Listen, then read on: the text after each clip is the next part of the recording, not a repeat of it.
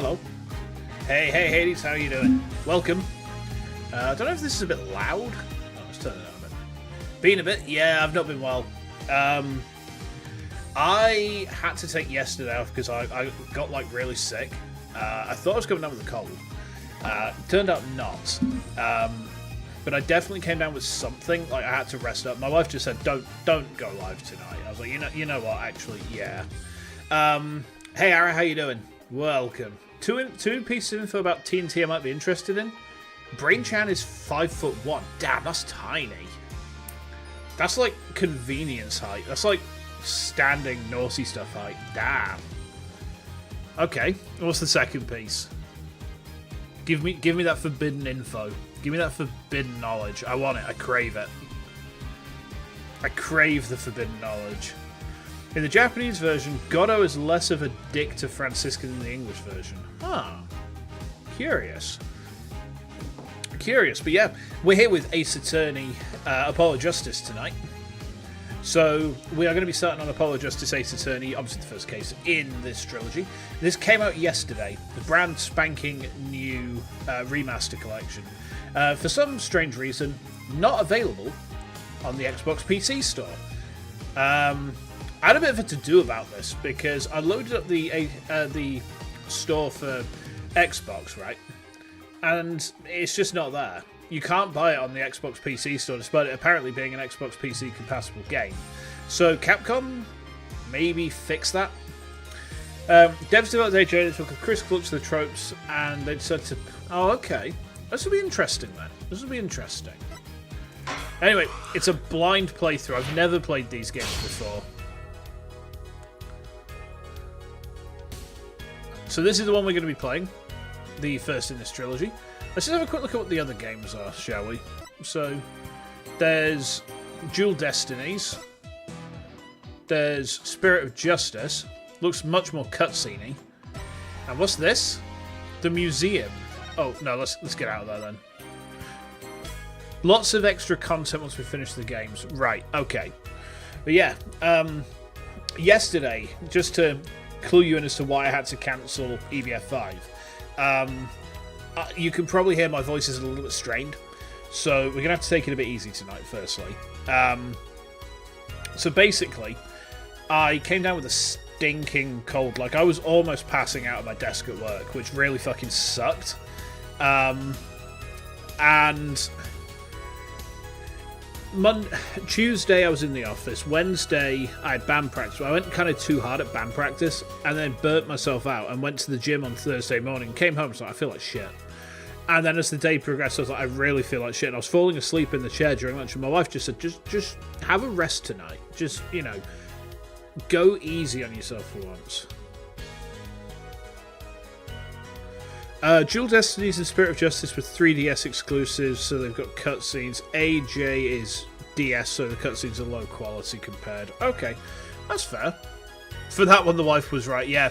I tell you what, Tim told me off as well, because he's like, dude, are you really going to try Epic Mode EBF 5 when you're sick? Are you stupid? I was like, you know what? A little bit. Anyway, let's jump on in.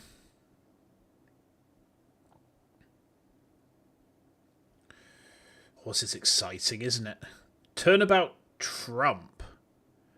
Oh, no.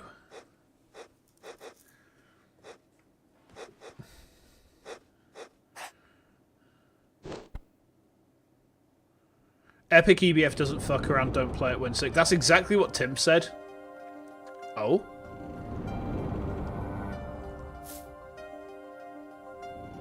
They've upped the ante in this trilogy. First case you take over POTUS. Showdown time.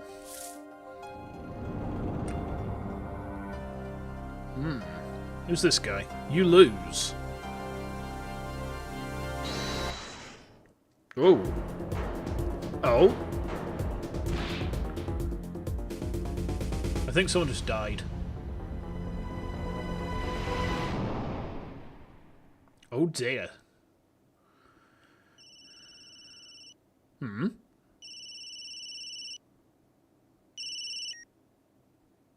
I seem to be in a bit of trouble. Something like that. Dead. Someone hit him hard. Me? Please. The cops should be here any minute. I'm in your hands. Should it come to that. Okay. Interesting. Hey, this is familiar. April the 20th, 9:37 AM. District Court, Defendant Lobby, number 3. Panicked. Palms sweaty. I can admit it. I'm nervous. Knees weak, arms heavy. On my attorney's badge again. Mum's spaghetti. Ah, good morning. Oh, who's this? The profiles are a bit pixelated, aren't they? It's not massively... I think I saw that there's been a bit of a problem with the resolution.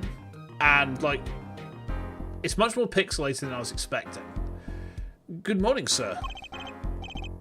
You look tense, Justice. Wound up tight. Wound up, sir? No, I'm loose. I'm fine. That screeching noise, is that your voice? I suppose it's to be expected. Your first trial, and it's a homicide. I guess justice doesn't start small, eh? I'm fine. I got up at 5 AM to do my Chords of Steel voice workout. Ah, that explains it. I did detect a certain rasping quality to your screech. The accent's perfect. Nice. Oh, I overdid it again. Wait, I recognise that head shake. That's the same head shake the guy from 2-1 does. Where it's like... As you know, your client today is a good friend of mine. I wouldn't want to let him down, if you get my drift. Drift gotten, sir. I'm all over that drift. Tokyo drift. Multi-lane drifting. As it happens, I dined with him the night of the murder. We can't let this case fall through. Yeah, I'm fine, sir. One more thing. Press T. Oh my god, I'm so fucking erect right now. There's a fucking text log. Holy shit. Oh my god, this thing is throbbing. Whew. Good grief. Don't say... Ow. Don't say you're fine quite so much. People might take you the wrong way. I'll be preparing our case. You might want to introduce yourself to the client. My name is Apollo Justice. If it isn't clear already, I'm a new attorney. And today is my first trial. Not that I'm worried or anything, baka. The defendant has been accused of murder. My boss wants to help him out, of course, and so do I. I mean, there's no way he did it. Not him. No way.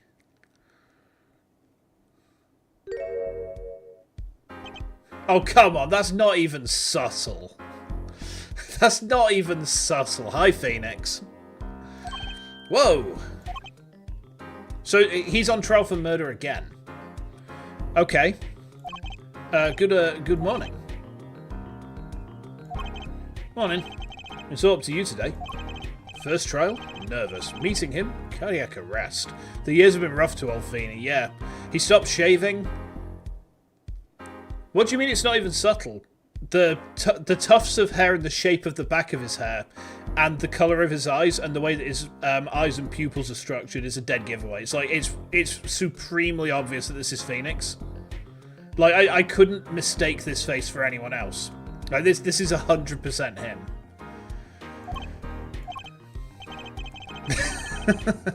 I think I'm supposed to say some help. So, you're, fine. I'm fine. Ah, Mr. Fine, is it? Ah, I do remember you having an odd name. Well, we're off to a great start. Are you sure you're okay? I mean, with me. Mr. Gavin is a top-notch defense attorney. I have one hell of an eye, yes.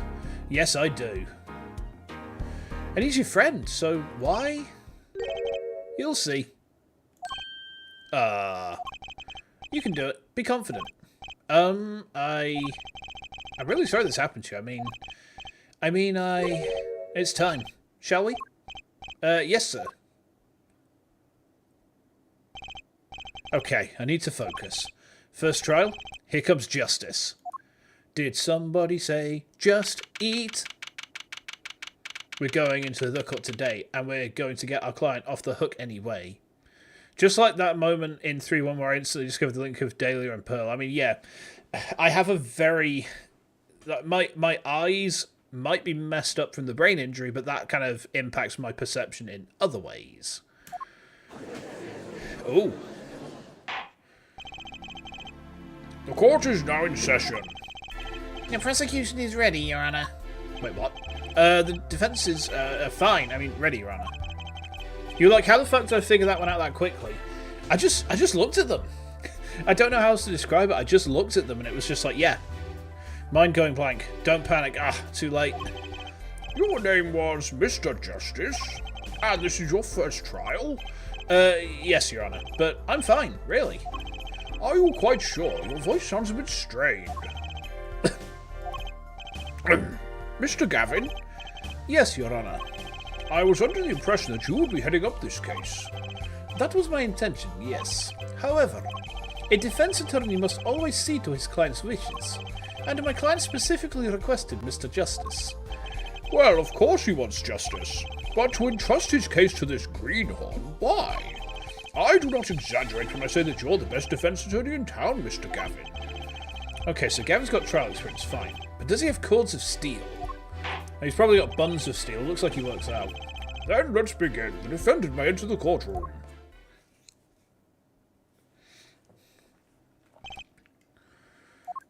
Pain looks awful. He looks like he's in pain. This is truly an unfortunate turn of events. I'm sorry we had to meet again under these circumstances. Long time no see, Mr. Wright. Ow. Let's put the past behind us, shall we?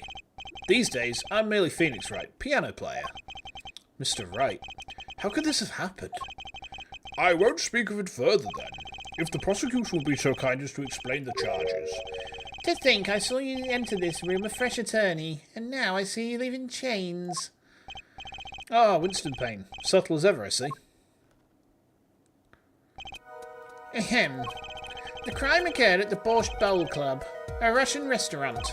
The defendant, Phoenix Wright, took the victim, a customer, and he hit him, wham, on the head, smack, killed him cold. A customer at the restaurant, you say? And the defendant, you say he was? The pianist for the club, it seems. Phoenix Wright, a pianist? This is the weapon that took the victim's life, a bottle of grape juice. Grape juice is apparently our defendant's drink of choice. The court accepts the deadly bottle as evidence. Oh, okay. We've got something to note, Justice. All evidence is filed in the court record. This is one of the harder first cases.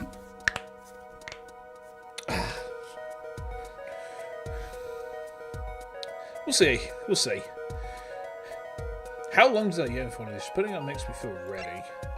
The time of death was around 2 AM, April the 17th. Death caused by single blow to forehead. The sub-basement at the Borscht Bowl Club. This is the crime scene with the victim, huh? Okay.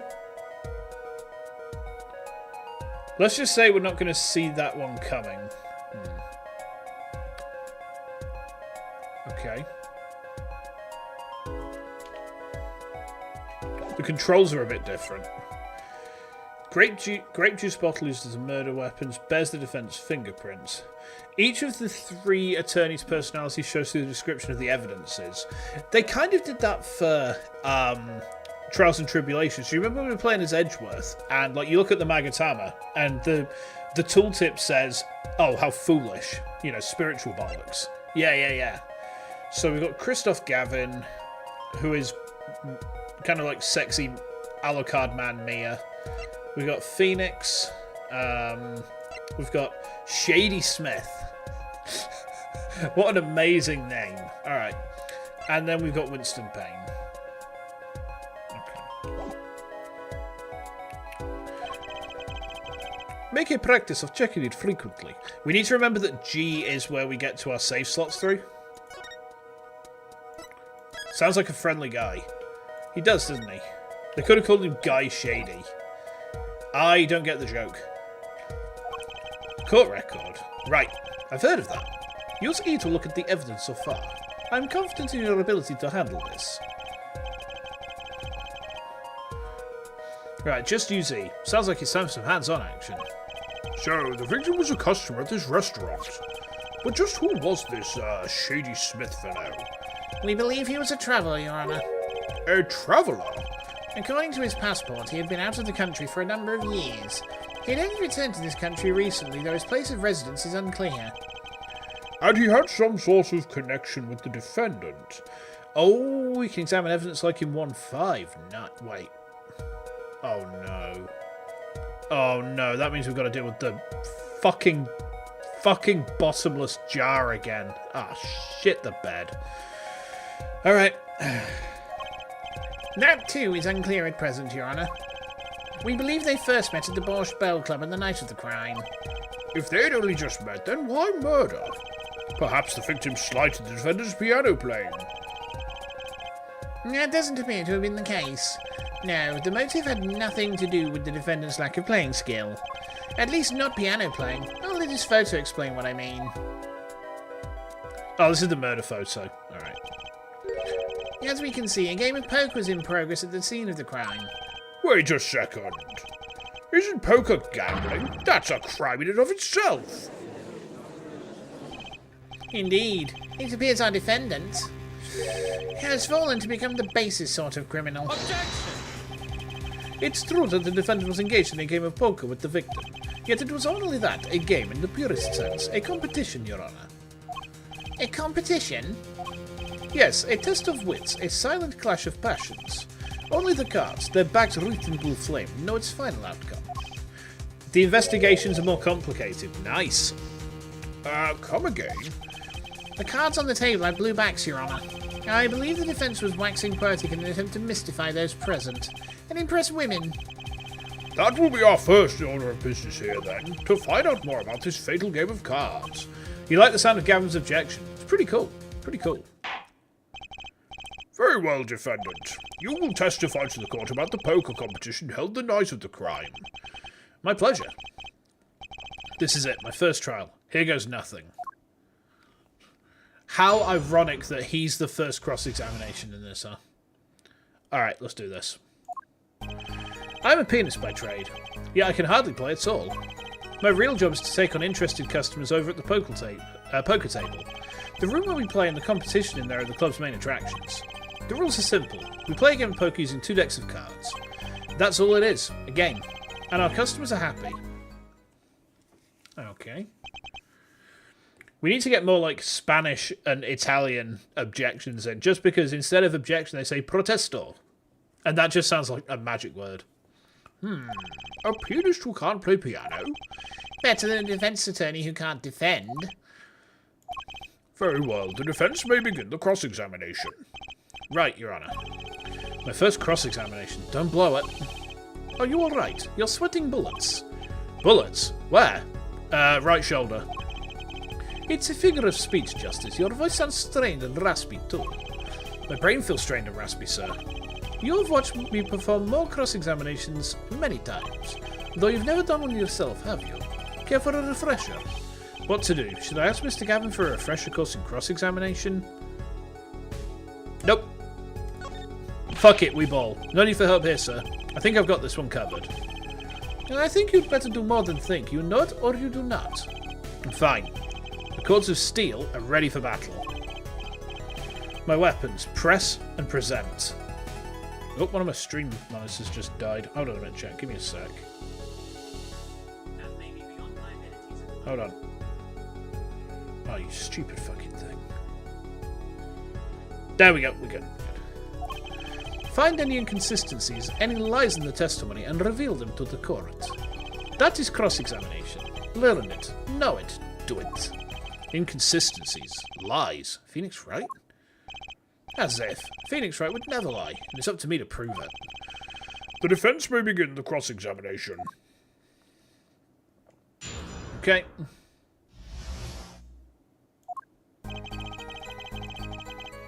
Okay. Hold it! You can hardly play. Oh, I play sometimes, when customers demand it. So I play them one song. That's usually all they want. Was that supposed to be a boast just now? The title of pianist is a mask, a respectable face I wear for the world at large. Then why are you really at the Bosch Bell Club?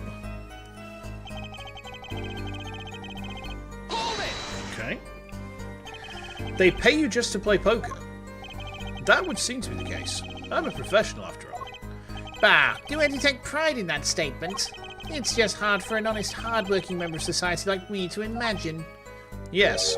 Your imagination was always a bit limited, Winston. What? The judge's new shocked expression creeps you out a little. Yeah, it looks like he's been, like, canchoed.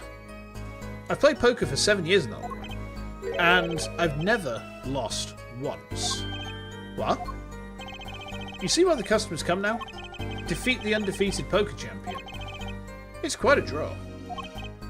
That is, I'm quite a draw. Wait, you've never lost once? Not even one time? As I said, I'm a professional. He's played poker for 7 years and not lost once. Is that even possible?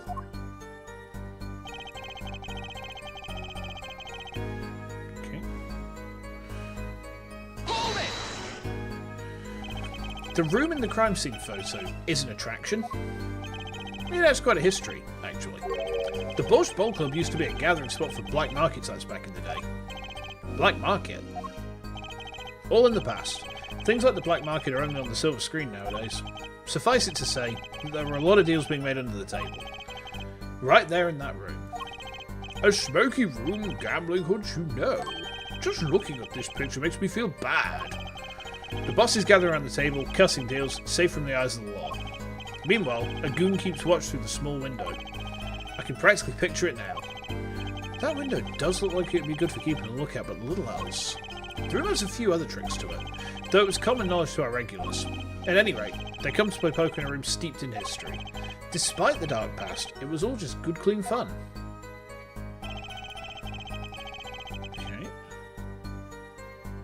Let's have a look at the...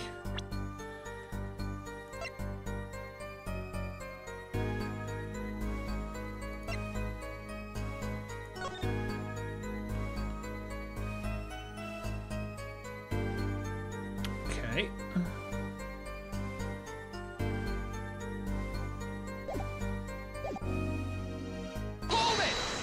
We press 2 decks of cards. A simple measure to prevent cheating. If you alternate 2 decks, no one can slip in cards. There's something else I noticed. In addition to the cards on the table, there are some lines scattered on the floor. Precisely. Cards on the table, cards upon the floor. Each one forming a complete deck. A crime scene painted blue by a sad sweep of cards. It's a poetic, really. Incidentally, we use 2 types of cards at the club. One deck of cards was red, the other blue. As I recall, in poker you make 5-card hands. I can see how it would be easy to cheat. Yeah, a game of hands.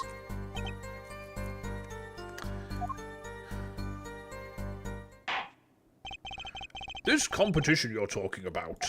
I believe the court understands the nature of the game sufficiently. That's right. It was a simple game, after all. Are you sure? People are not murdered over simple games, Mr. Justice. The name of this case comes from Trump Card. Ah, okay. Defendant, you were in the room the very moment the crime occurred, yet you claim no connection to the crime. No, that's strange. What's strange? I was testifying about the competition that night. Asking me about the crime at this point is against the rules, Your Honour. Of course, I expected to hear a cry of objection from the defence. Oh, I completely let that one slip by. Don't despair yet, Justice. Sir? Right, there's something I'd like made clear. Namely, your connection to the case at hand, and I'd like to hear it from you. Sure, why not? Very well. The defendant will amend his testimony. Just one little press, and I've got myself a whole new testimony. Okay. I plead silence regarding the murder, but I will say I never touched the murder weapon. Yeah, he's fucked up there because his fingerprints are on it. His fingerprints are on the weapon. Oh, oh, excuse me. Oh dear. There we go.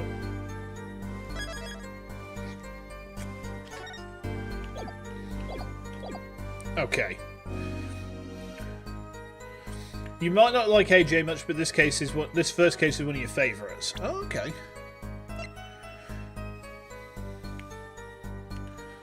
Grape juice bottle used as the murder weapon bears the defendant's print. I never touched the murder weapon. Objection! So you say you didn't touch the murder weapon. This grape juice bottle, right? So I said. Something the matter, Mr. Justice? Too bad our new defence attorney never learned how to play dumb. What's this, Mr. Payne? I examined the bottle in question, you see, and it was covered with the defendant's fingerprints. Objection! No need to shout, Mr. Justice. I can hear you just fine. Ah. Excess yelling can damage the judge's ears and our case. But what about my cords of steel? Anyway, what's so strange about fingerprints on a bottle in a restaurant? Well, that's true. The prints alone don't prove... Oh, they wouldn't prove a thing if they were normal fingerprints. But the fingerprints on the murder weapon were upside down. Upside down? What does that mean? It means he was holding the bottle inverted, and there can be only one reason for that. He's a bartender.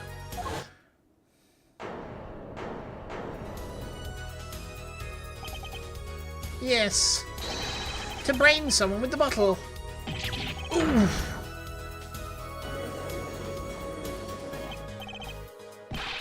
Mr. Gavin, I think things just took a turn for the worse. Oh, I see no problem, Justice. Huh? The only thing that matters is the truth. There's a good reason for everything. You'll see. Defendant, can you explain your fingerprints on this bottle to the court? I stand by my plea of silence regarding the murder. For now. Not very cooperative, are you?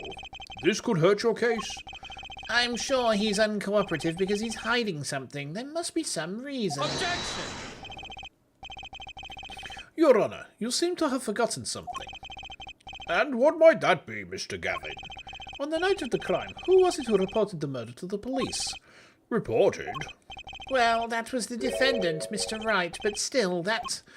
Really? Yes, well, according to the case file, the murder was reported from near the scene by a call from the defendant's cell phone. Near the scene? Let's take a look at a diagram of the murder scene, shall we? The victim was murdered in a small room in a basement 2 floors down from ground level. Of course, cell phones can't get reception so far down. The defendant used the stairs in this hallway to go above ground. The call came from the first floor of the restaurant. I see, and this is the phone that made the call? The defendant could have just fled the scene of the crime if he so chose. Let's have a look at that phone in the court record, shall we?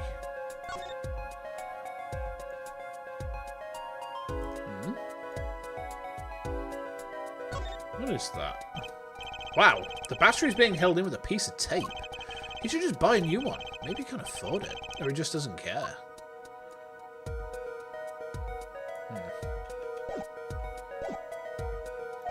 Yet, he fulfilled his duty as a citizen and reported it to the authorities. And you claim he is being uncooperative? Nice save, Mr. Gavin. I'd better not waste this.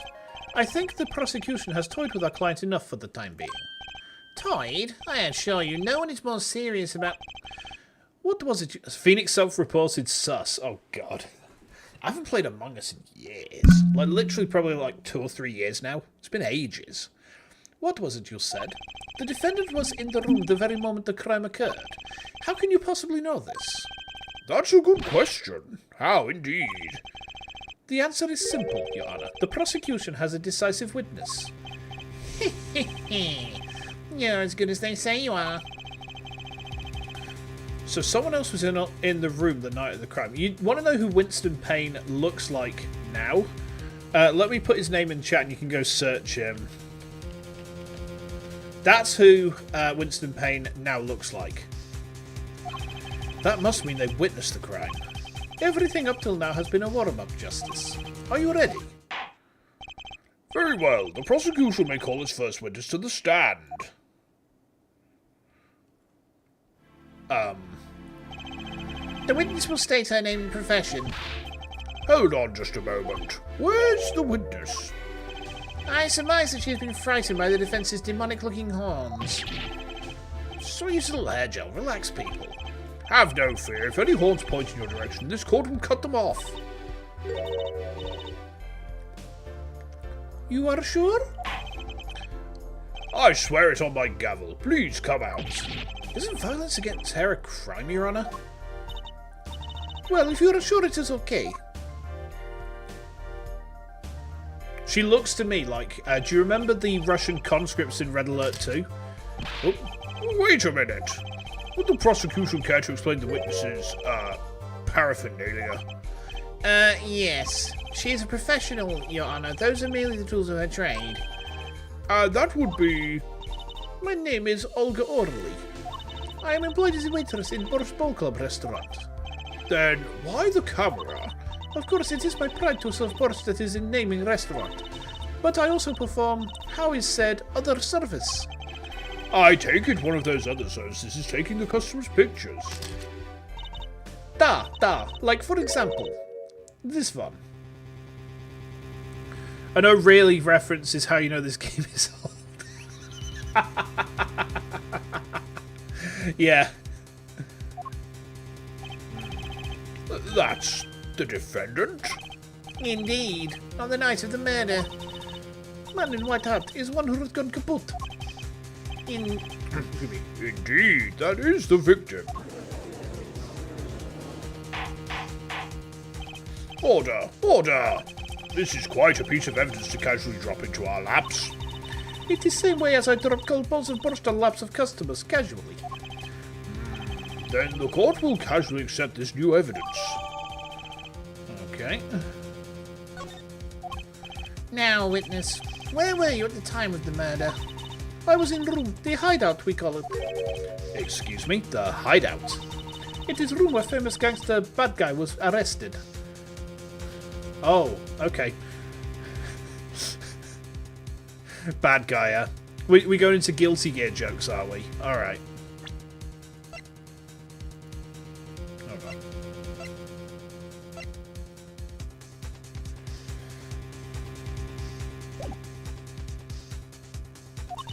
His room where murder took place.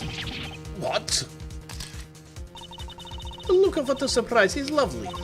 I will post my courtroom door later for you. Photos will be numbered and you will write which ones you want copy of.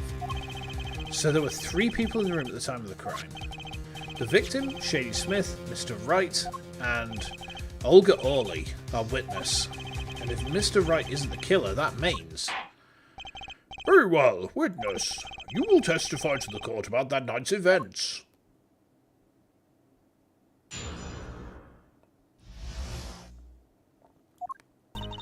That night, customer asked me to deal cards for game.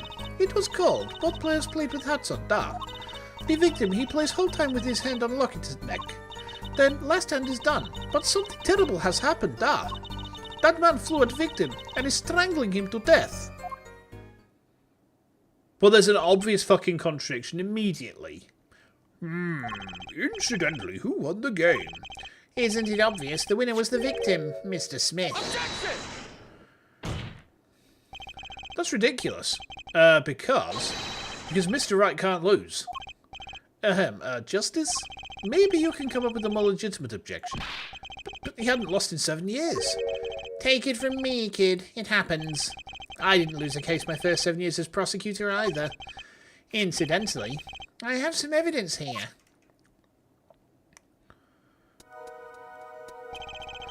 These are the poker chips as they lay at the very moment of the crime. The hand and chips on this side belong to the defendant, Mr. Wright. Those on the far side belong to the victim, Mr. Smith. Chips, you say? I mean, yes, imagine that poker is war. Your hand is your army and the chips are the spoils. I know that. After all, in my youth I was known as the poker head of courtroom number 3. I think he means poker face. Looking at this picture, It does seem that most of the chips are on the victim's side of the table. In the UK, we would call those poker crisps. Very well, the defence may cross-examine the witness. Do we even need to? Like, do we actually need to? I'm going to do it, just for shits and gigs, but... Like, she said he was being strangled to death, but the autopsy report completely contradicts that. Hold on. CAPCOM CO says back. Have you missed him? Have you missed him, chat?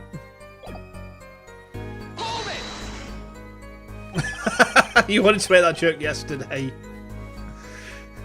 You were dealing cards. Do you do this often? Da, I am doing this. If customer wishes that I serve anything, borscht, cards, more borscht. It is my work. It's good to hear of a place that hasn't forgotten the meaning of service. Welcome you to Borscht Ball Club, where borscht is as warm as the waitresses. Thank you for not handing out flyers during the cross-examination. Okay. It's already April. How could it be cold?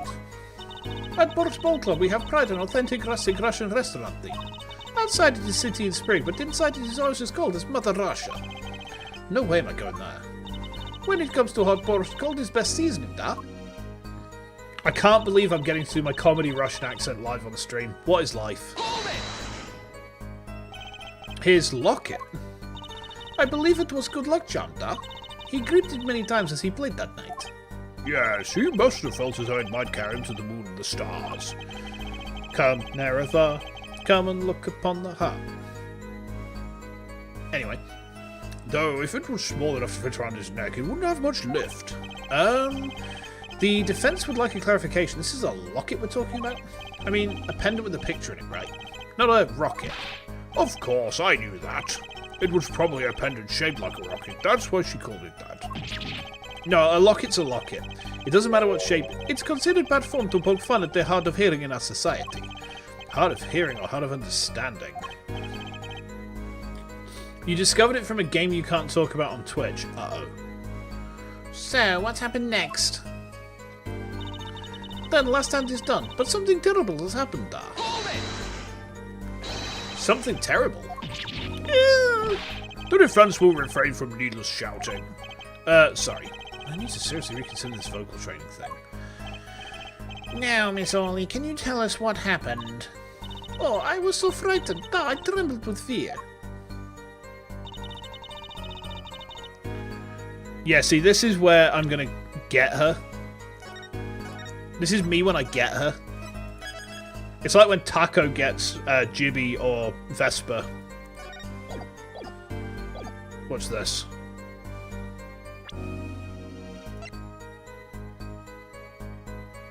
Has to be this, surely. Objection!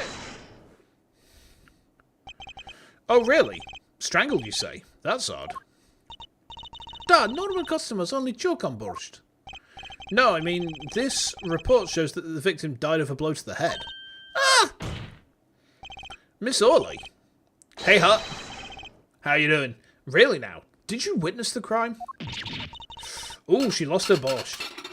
Wow, that was impressive. How'd she do that?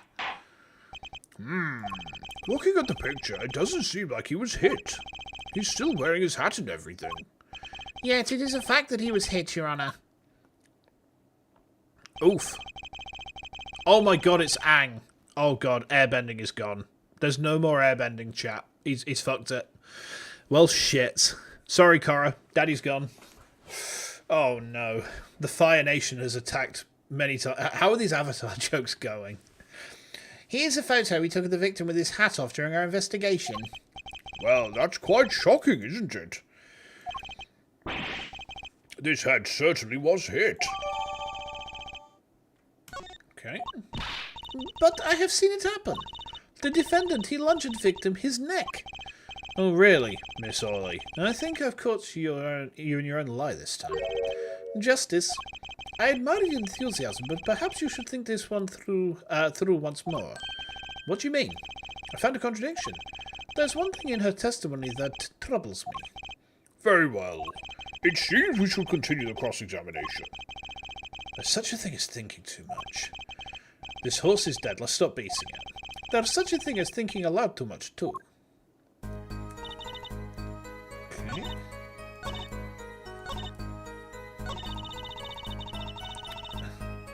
After defendant tried to strangle victim, he hit him with bottle, so she's amended the testimony. Hold on. The victim, he plays whole time with his hand on locket as his neck.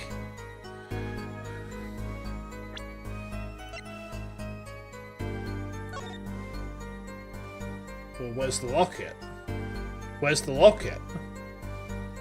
There's no locket there. There's no locket here either.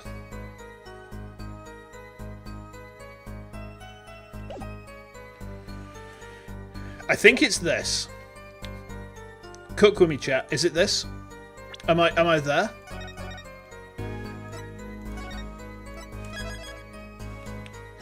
Alright.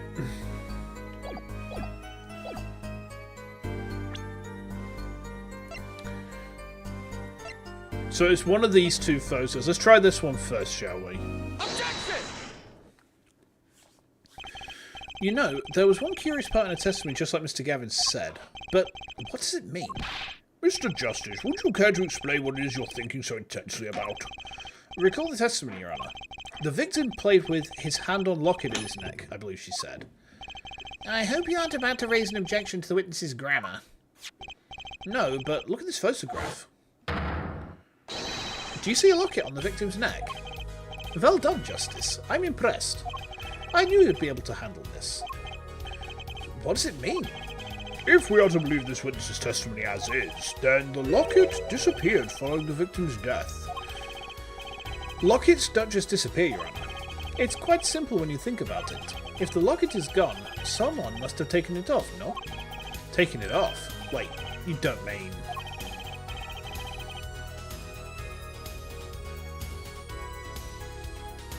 Yeah, we can groove to this. This is a fucking bop. The defendant wasn't strangling the victim at all. He was taking off his locket. Wouldn't that explain it? Ah!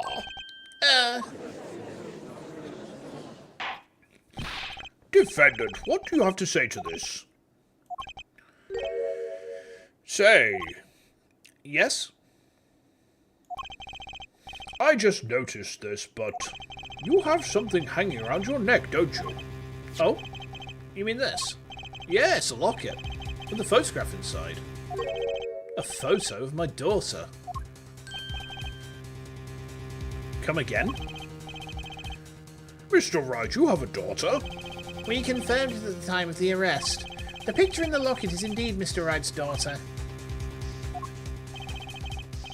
So Mr. Wright has a locket too. Why don't I buy that this is just a coincidence? Well now, if the results of this poker game led to the murder, perhaps we should hear a bit more about the outcome of the game. What happened, Trite? He fell from power. I don't know how. Like, maybe he got caught with some freaky porn in his briefcase? Further testimony won't really be necessary. It's clear the defendant lost badly. Miss Orley, you will testify to the court about the game played between the victim and defendant. Duh. At least she has a job. The game began with 3,500 points in chips for each man. House chips come in two sizes, small and large. The one who was winning, it was victim. For last hand, defendant played with all chips on table and lose. The moment loss was decided, defendant grabs bottle from table and... That's kind of damning. Indeed, looking at this picture, it does seem to be a one-sided game. As the court knows, poker was the defendant's life. Failure must have been a bitter pill to swallow. Ah, how many times have I heard these words? I'd done it in a fit of anger, Your Honour, and now I regret what I'd done. A common tale, but true. Methinks the judge watches too many old court movies. Mr. Wright said he hasn't lost in 7 years. This testimony must be wrong.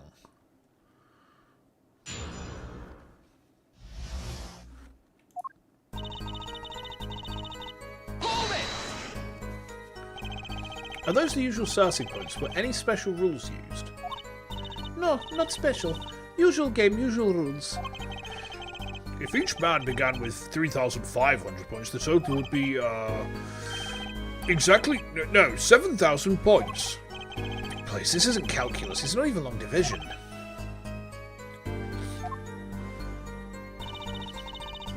Okay. Are the chips in this photo all the chips that we used? Da, of course. Something's fishy with these chips. Should I press harder? Always press harder. Maybe you can explain a bit about these chips. Explain? What is there to be explained? Poker chips are poker chips.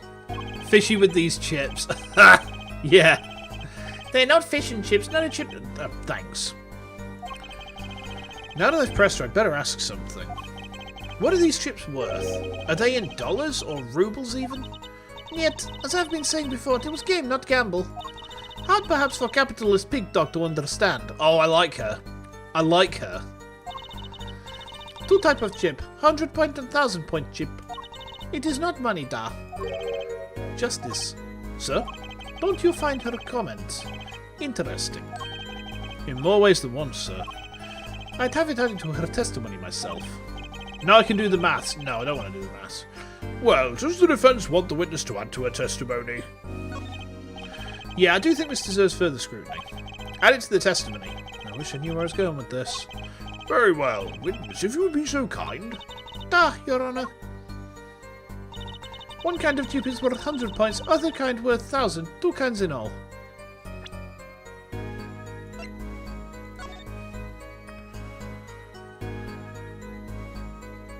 So what's the value difference? Are the big ones worth more? 1, 2, 3, 4, 5, 6, 7, 8, 9, 10. 1, 2, 3, 4, 5, 6.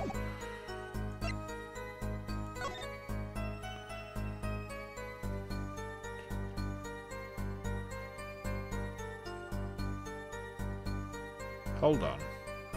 The amount of chips don't match. 1, 2, 3, 4, 5, 6, 7, 8, 9 big ones. One big one there.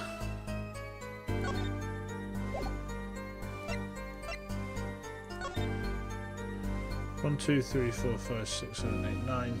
Oh wait, no, I've overcooked there. No, they do match. That's fine. That's fine. Total should be 7k. Hang on. 1, 2, 3, 4, 5, 6.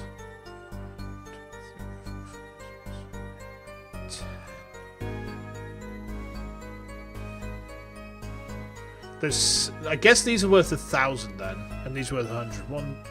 Hang on. 1, 2, 3, 4, 5, 6. 1, 2, 3, 4, 5, 6, 7, 8, 9. So the big ones are worth 100. So then who won? 1, 2, 3, 4, 4,100. Yeah. You're right. You're right. Phoenix was winning.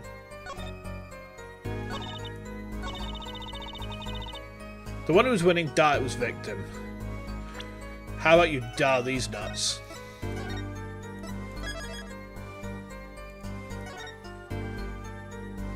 Good luck figuring that one out.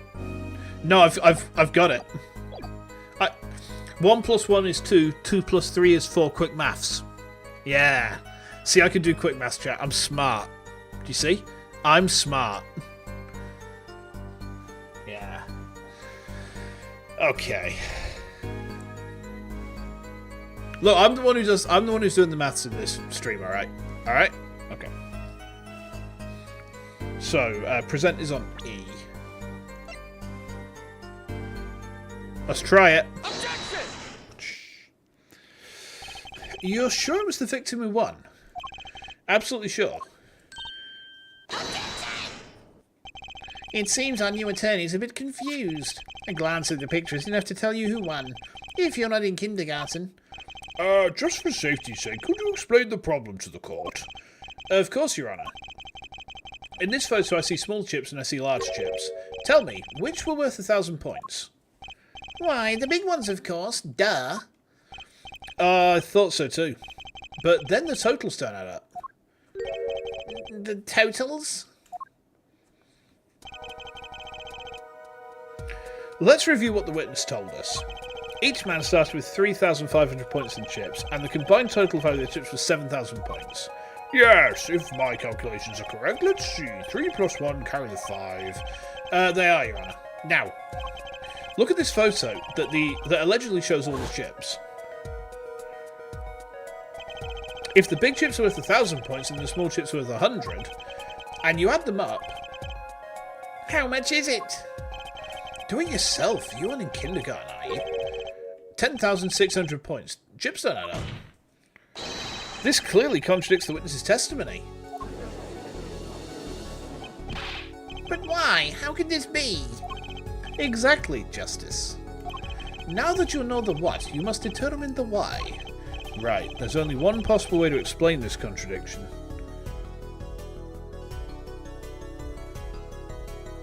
Hold on. How could this be?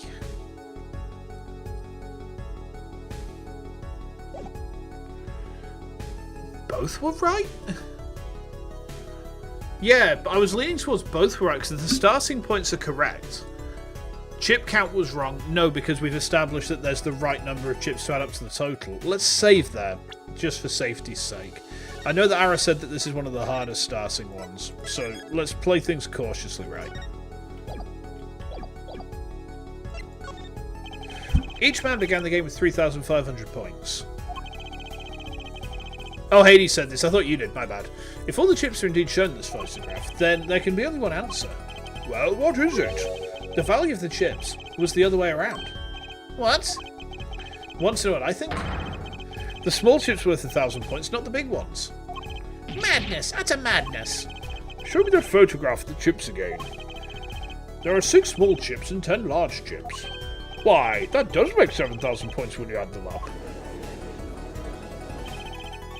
Excellent work, Justice. It's almost as though you figured it out by yourself. Well, I'm just glad I was the one who said it. But wait. The value of the chips may be different, but that changes nothing. Indeed, the victim did have the large number of chips still. Ah! Exactly.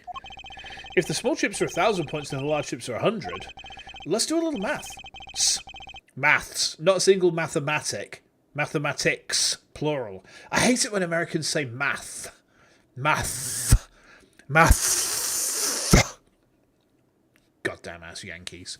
Add up the points for each side of the table. Oh. Oh. The victim, Mr. Smith, had 2,900 points and the defendant had 4,100. Well now, it seems that Mr. Wright was winning that night after all. That's impossible. My client had even less reason to kill the victim. Sudden ASMR. Hey, Hart, I'm gonna whisper in your ear, and then I'm gonna say, baked beans. Yeah, it's a sudden British ASMR. Baked beans and toast and chips.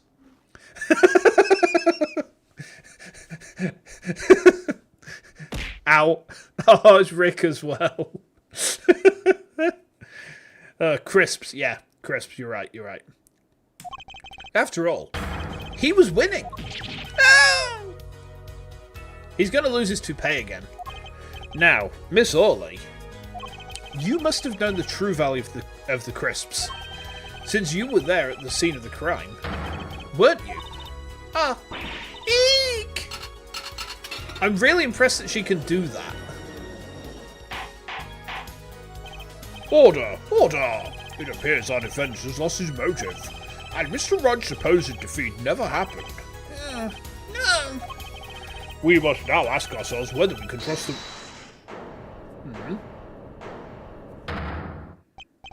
Excuse me, what is it, Miss Orley? I did not want to be saying this, but actually, you see, See what, Miss Orley? What do we see? In the last hand, there was cheat. The animations and characters will start to get goofier and more over the top. Is this is the trilogy where we have to voice act Clussy, isn't it? Oh god, I'm gonna have to get a clown honk sound. Shit. A trick? Wait, what do you mean? A scam? They're all the same thing. Yes, that was cheated last time. That is why game ends with chips as R. Great, just great. First we have lying, now cheating. Well, this case certainly has taken a turn. Very interesting. Witness, you will please testify to the court. Tell us about this cheating in the first hand. But before we go through this cross-examination, I've got to go for a quick wee, so bear with me just a second, chat. Be right back.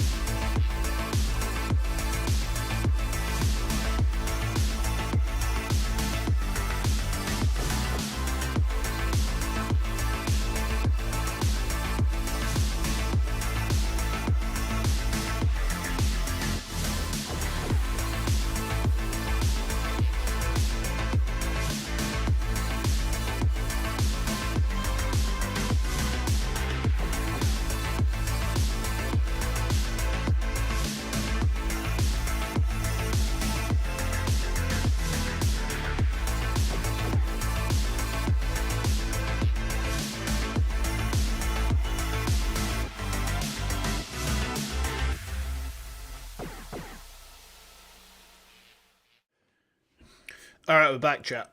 Hi. Right. The last hand. Both men had full house. There is 4 of each card in deck from ace to king.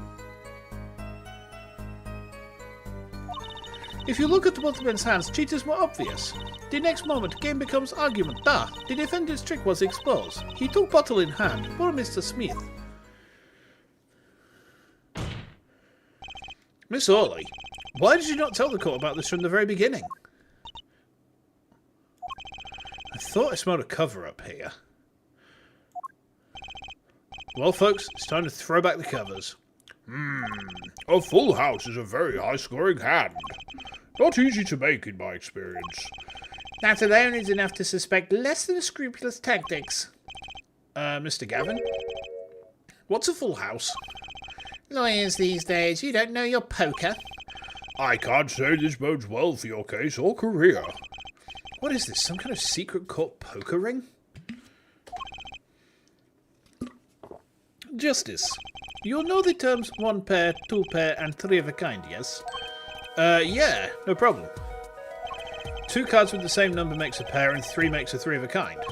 Good. Now picture a hand with 1 pair and 1 3 of a kind. That is a full house. Oh, that doesn't sound very easy to make, does it? You can see each player's hand in this photo. Wow, they both have full houses. We forget there's an easy way to make a full house and go undefeated for 7 years. You cheat. The defense may cross-examine the witness. If he did cheat in the last hand, that still leaves one important question.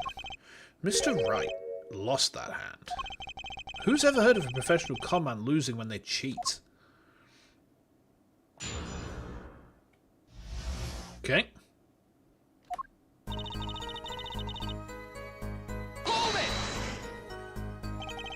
Just how hard is it to make a full house anyway? It is quite hard, It is making pair and 3 of kind at the same time. I guess that's right. Very difficult to be sure. You can take my words, the poker head of courtroom number 3. Very difficult, but it's not impossible. Okay, full house, hard. This line of questioning, waste of time. Since they have 2 decks, it's slightly easier. Yeah. 4 of each card, you say? There is 1 spade, 1 diamond, 1 heart, 1 club for each card. It is interesting fact that this number 4 comes from a number of seasons. Ah, You don't say. and did you know that the cards are numbered 1 through 13? Add all the cards in the deck and you get 364 a year. You don't say. Isn't that what they show? That's why each deck has 2 jokers. They say the second joker stands for the leap year.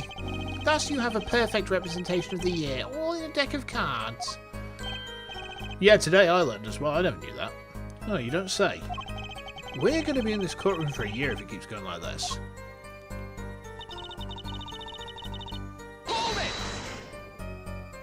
How was it clear? Well, the defendant, he played a 5th ace. A 5th ace? I still remember both hands very well. Mr. Smith's hand had 3 aces. Mr. Wright's 2. Hold on, let's just have a quick look at these.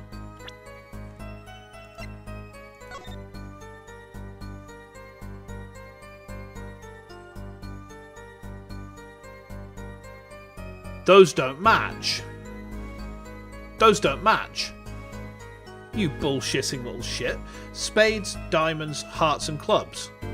The cards don't match. She's lying. Obviously cheating was afoot. Or should I say, a hand. Your Honour, perhaps this can be added to the testimony without Mr. Payne's joke. Very well, the witness will add this detail to her testimony, please. The King of Heart represents a French king that got afflicted with a disease that made him turn crazy and stab himself in the end. Jesus. Right, well, you know what we're going to do, chat. I'm about to blow this Russian wide open.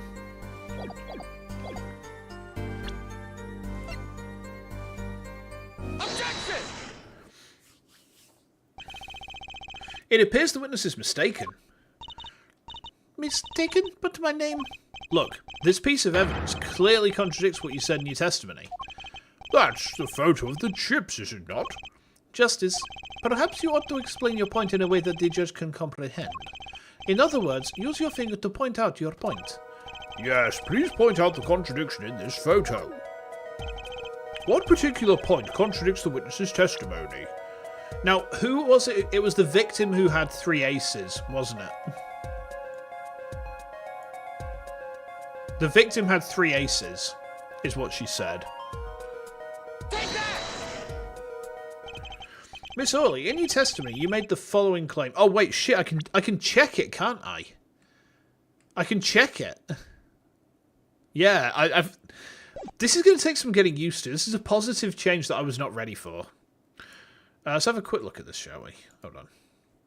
Oh, is that why he stabs himself in the head? I see. Okay. That makes sense. Okay, I understand.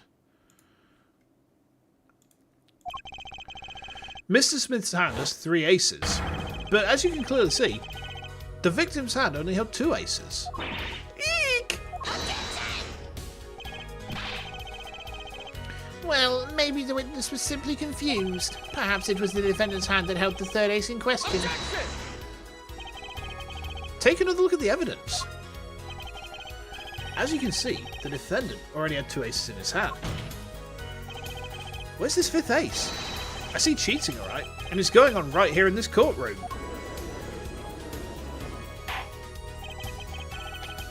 Two aces in each player's hand does make 4 aces total. Hardly proof of cheating. Wait, please. It is true. I have seen it. The 5th ace. That was cheating, I swear to you. That's odd. She must be lying, yet she's the most sincere I've seen her all day. You're right to trust your instincts. Mr. Gavin? Who knows what lies in store for us in the trial ahead? Your Honour, if I may, I have a suggestion. What might that be, Mr. Gavin? If you don't mind. Perhaps we might examine the actual cards. The cards? Mr. Payne. Yes? The players' hands that night were set aside as evidence, were they not? The defense would like to request that the cards be shown to the court. Very well, the prosecution will submit this evidence. Which will you examine? The victim's cards or the defendant's cards? Oh. If these cards don't prove cheating was going on, nothing will. Now, which of these hands is more suspicious? I think it's the defendant's hand, because she said the defendant had 3 aces. She's been very clear on that point. Let's do that. Let's start with Mr. Wright's hand. No, it's the victim's hand. Fuck. The defense would like to view the defendant's hand. Very well, Mr. Payne, your evidence. Yes, Your Honor. Okay. So we've got 3 sevens, hearts, diamonds, and clubs, 2 aces, ace of spades, and ace of diamonds. Well now, let's see what we have here. Right, sir. When examining evidence, be sure to view it from all sides and angles. Try using arrow keys to turn it every which way and be an M to zoom in and out. That should give you a better perspective on the case. Alright, let's do this. I don't really see anything suspicious here.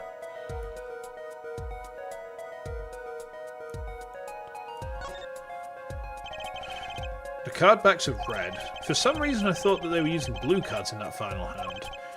Didn't you, Mr. Gavin? Which was it now? I took the defendant cards. Yeah, I temporarily got confused between defendant and victim. Well, has the defense found anything they would like to share with the court? Not unless you count as confusion. Perhaps you'd best examine the victim's cards next. Of course, you can always give these cards another look. Well, do I examine the other hand of cards? Yes. Guess I'll examine the victim's cards. Your Honour, the defence requests time to examine Mr. Smith's hand. Granted, but make it quick, Mr. Justice. Okay. Don't worry, justice is always swift. Oh, there's a blue card there.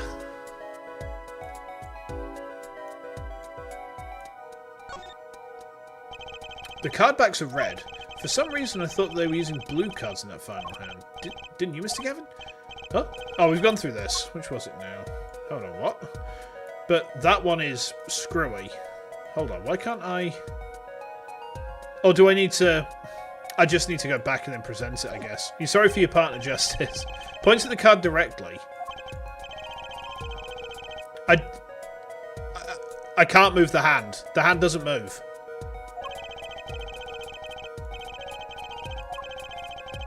What? Click. What? I did. All I can do is drag it around. Alright, we'll try that again, but just click instead of dragging. I tried that. Oh my god, it's so delayed. Holy shit, that's so delayed. It's no wonder I didn't realise I could do that.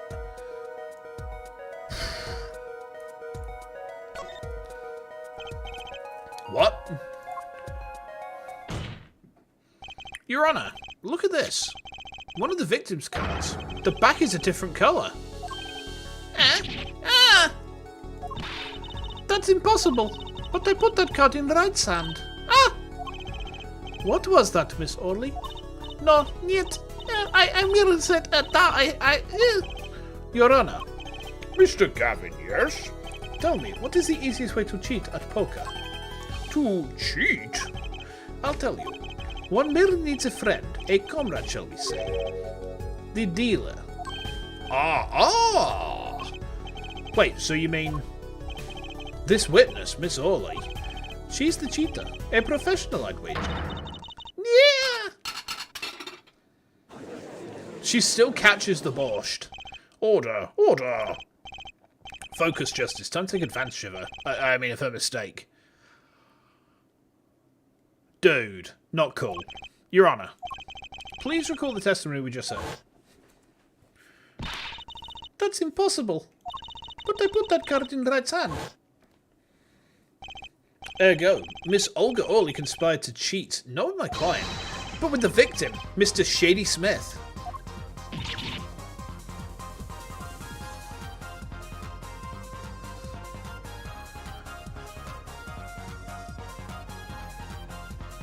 Oh my god, this bops.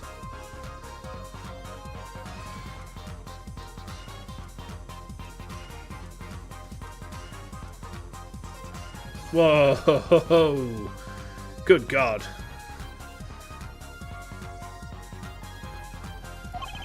Not only did she cheat, she cheated poorly. Therefore, it's not hard to imagine an altercation between her and the victim. What?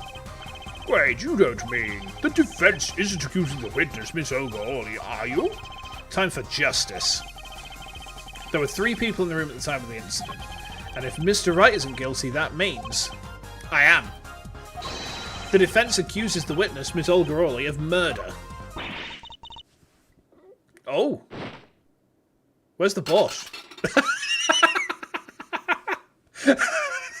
Somehow the Borscht lands. Mr. Payne, where is your witness, Miss Olga Orley?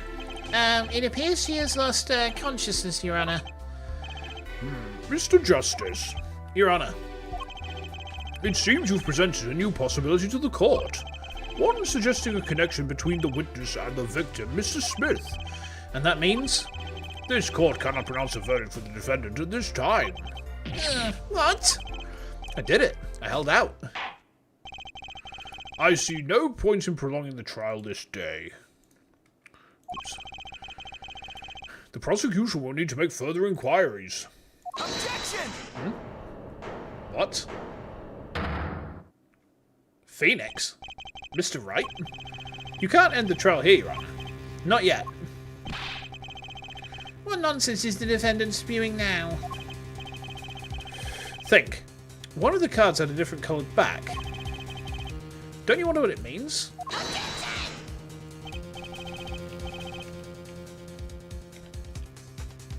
Hold on a minute.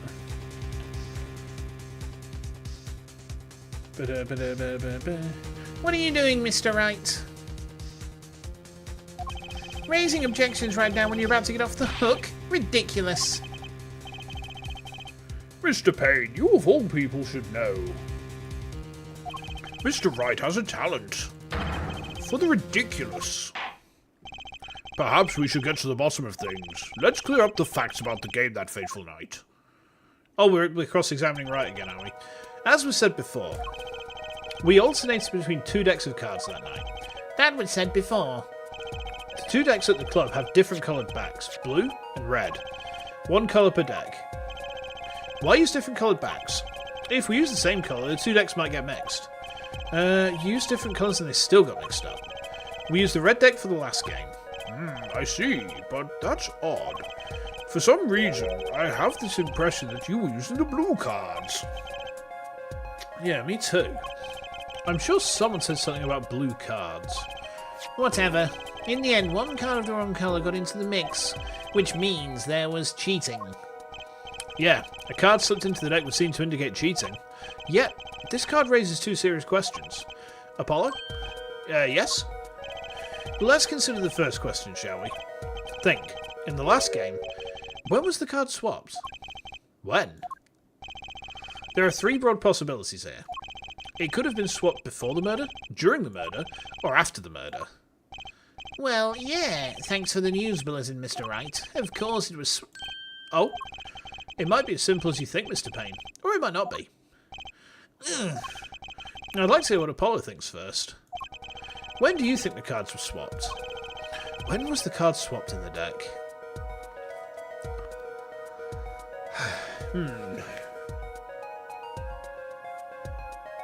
So Olga said she put the card into the deck before the murder. But the cards as they fell appear to be untouched. Because Wright went out very briefly to phone through, right? Let's have a look at the court record again.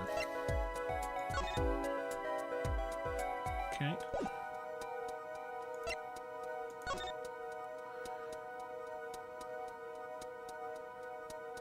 cards match? I think it's before. Let's save there.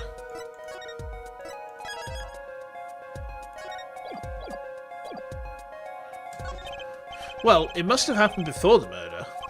You mean during the game? I wonder. Why? Think. When you're playing poker, which side of the cards face your opponent? Ah! The back. Not something the pokehead of culture number 3 would be likely to miss. Sorry, let me think about this some more. When was the card swapped into the deck? Well, I guess it must have been after the murder. Or during the murder? Perhaps it happened after the murder?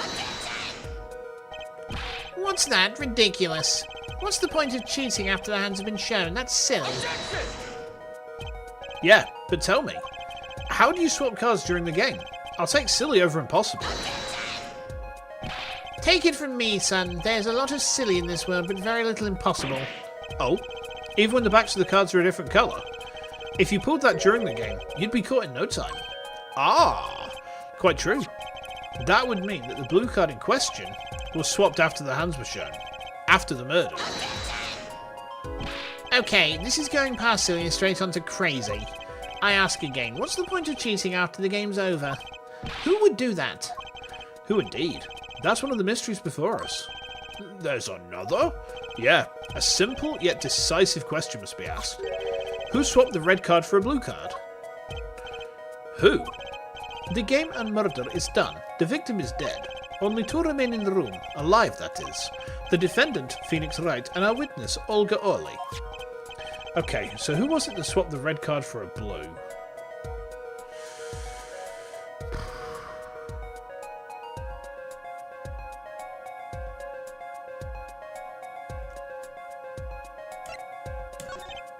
Why, it must have been Olga Orley who swapped the cards. She was trying to cover up evidence of the cheating. That does make some sense. Sorry, but there's a problem with that explanation. Huh? The swap card was from the wrong deck. Olga said they. Oh, yeah! Yes, a blue card was stuck into a red hand. Mixing a card from the wrong deck when the backs are different colours. Remember that you're talking about Olga Orley. She was the dealer. Do you really think she would make such a novice mistake? Actually, I have trouble imagining even the judge making that mistake. Give it a little more thought, Apollo. Right. Okay, so who was it that swapped the red card for a blue? The one who swapped the cards wasn't Mr. Wright, of course. And, well, it doesn't seem like it could have been Olga Orley either. What are you suggesting? That's hardly a logical conclusion, I'll admit. As the defence, I think it only makes sense for you to name Miss Orley at this point. Yeah, I know. But she was the one who dealt the cards, right? I just can't believe she would make the mistake of swapping the wrong colour card. And if the card was swapped during the game, it would be obvious. Was it Edgeworth? Do we think it was Did Edgeworth do it? You know how this case goes, but the card situation breaks your brain when trying to follow it. It's definitely a convoluted opener, I'll give you that. Something you'd like to share with the court, Mr. Wright? Oh, my apologies, Your Honour. I was just thinking how much fun this all is. Fun? How about confusing? I've no idea what the defence is claiming, Your Honour. If the one who swapped the card wasn't the defendant and it wasn't Miss Orley, then who was it? Yeah, well, that's the question, isn't it? Precisely.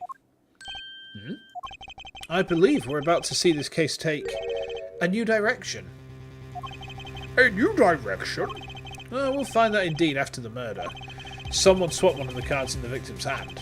And that someone made two critical mistakes. Hey, Zactan. Yeah, still on the tutorial case. We're on case number 1 at the minute. I'm sure you're going to tell us that the first was swapping the wrong colour card, because the one who did the swap didn't know two colours of cards were being used. The other mistake was the number on the card. Right. The person replaced the 5th ace with a king. I'm sure whoever swapped it wasn't expecting there to be a 5th ace after all. All they knew was that the game had won with a full house. So they picked up a king from the table and swapped it in. But there's one problem. According to our case record, this person doesn't exist. True. Not until now. But you have to admit the possibility of a fourth person, though it's more than a possibility. There was someone else there that night at the scene of the crime. What? I believe the judge spoke truthfully earlier. You do make trials ridiculous, Mr. Wright.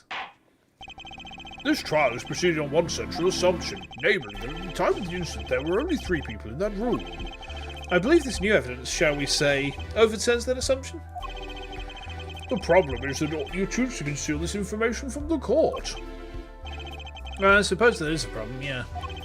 Court is adjourned for a brief recess. Mr. Gavin, I'll see you in my chambers during this recess. Certainly, Your Honour. When you know what's going on in the background, this case is something else.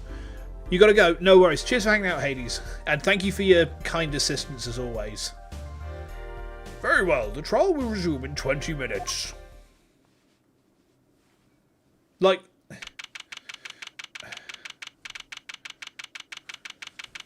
What if, like, our boss did it? We haven't seen that before, have we? Like, what if Gavin is the one who did it?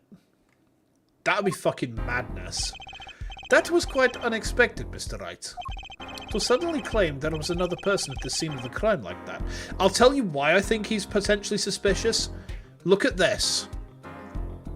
That's some Gendo Ikari shit right there. As soon as you start looking like Gendo Ikari, you are suspicious to me. I must ask, is it the truth? Oh, well, no. I think you would know the answer to that. And he's doing that head shake from Richard as well. Ah, being mysterious, are we? Sadly, I've no time for mysteries. What if I did it and the guilt made me forget? Oh no, I'm a murderer. Anyway, I'd only ask that you lead the defendant to your defense in your future. Otherwise, I cannot guarantee the outcome. So you haven't mellowed out one bit, Christoph. Justice. Yes, sir? The judge has summoned me to his chamber, so carry on without me. You did well, Apollo. Can I ask you something? Sure. That locket you wear, is that really yours, Mr. Wright? Ah, you're wondering about the victim's disappearing locket. Here, you can take a look at it. That's a picture of my daughter in there.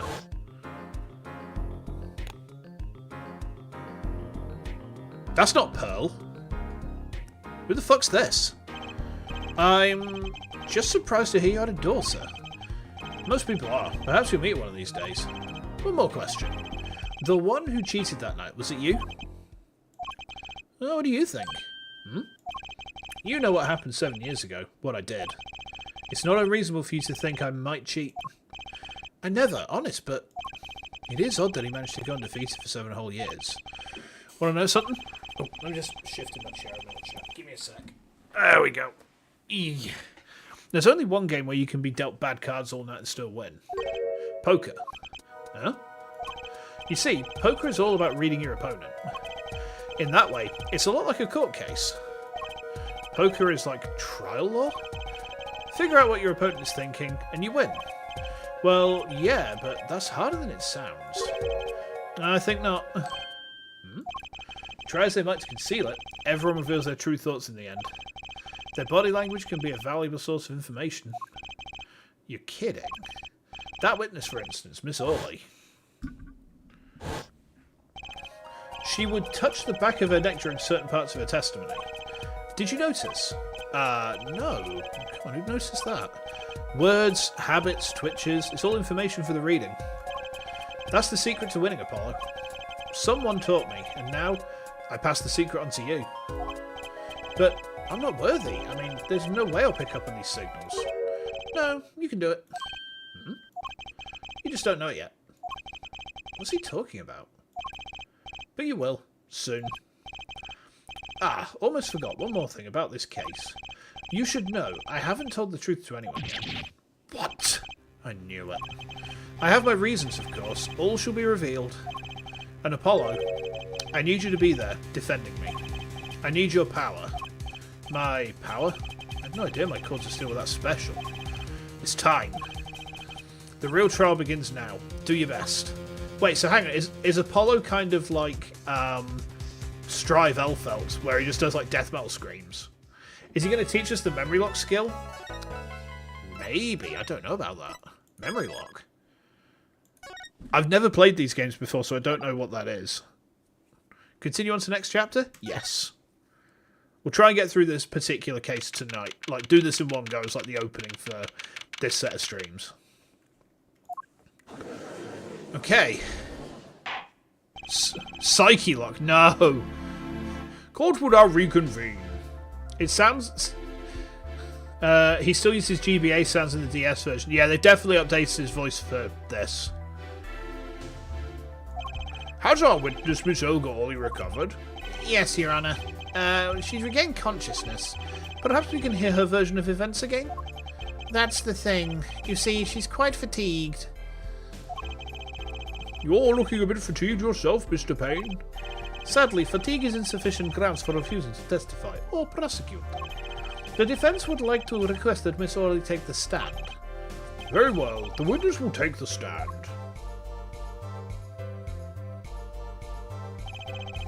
Perhaps you could repeat your name and profession. Or perhaps you'd rather admit that you're a poor liar and a poor loser. Yeah, not.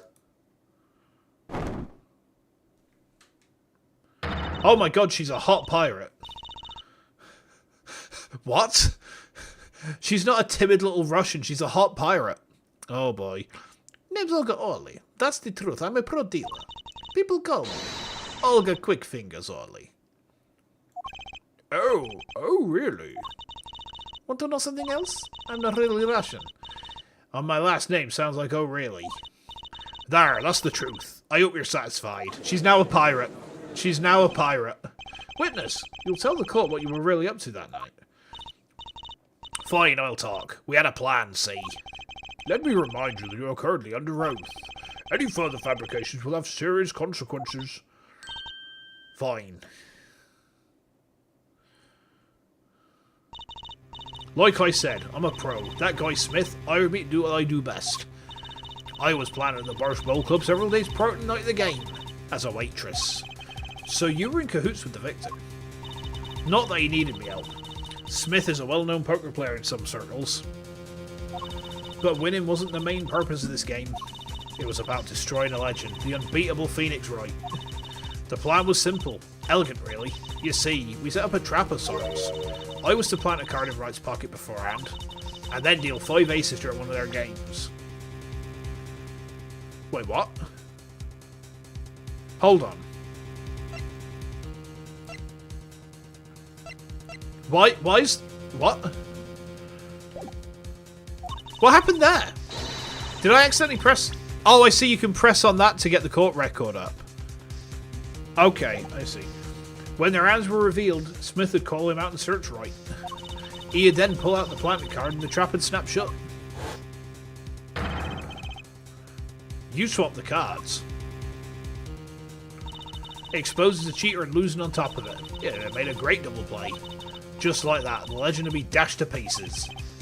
Indeed. Getting caught red-handed and cheating would cast out on all his prior wins. A 7-year legend destroyed by one little card. That was the plan. Oh really, oh really. How droll. But it appears you made quite the mistake. A mistake? I agree, the trap was elegant. Yet, what happened to that planted card? Hey, that's right. He's lucky, I'll give him that. You'd have to be to slip free from a trap laid by Olga Quickfingers O'Reilly. Oh, really? The witness would be much cuter if she dispensed with the evil mastermind shtick. Cute? Who wants to be cute? I'm not cute. I'm bad. You hear me? Bad. When you're through being bad, perhaps you could testify to the court. Tell us about this trap and how it was sprung.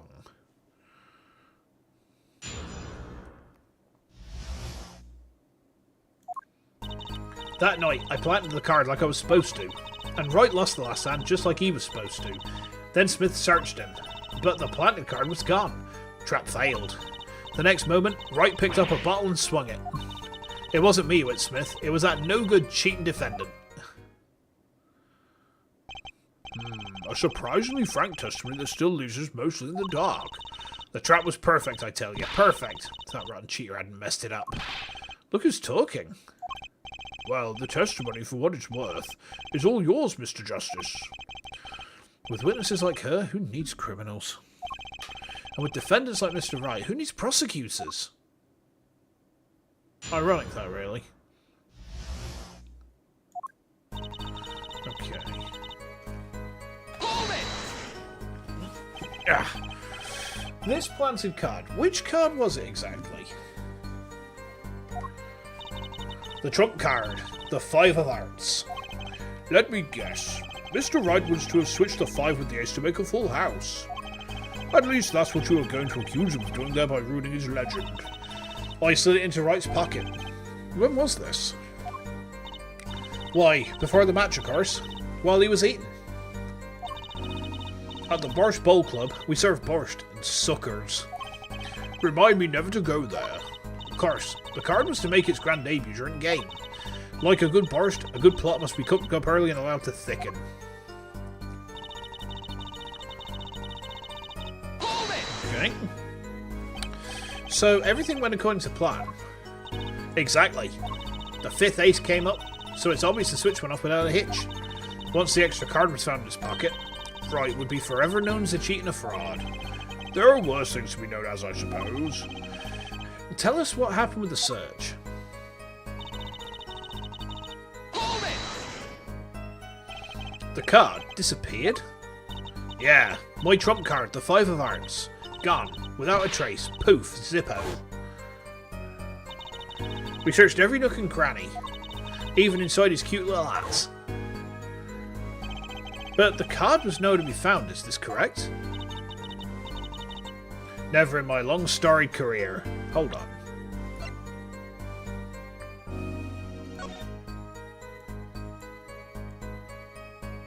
Surely not. Surely not. Surely not. Is it in here? It better fucking not be. Never has Quick Fingers O'Reilly been so readily duped. Oh really? So what did happen to that 5 of Hearts? Don't look at me. Why don't you ask that cheating, lying, two-faced defendant? So the 5 of Hearts is still missing in action.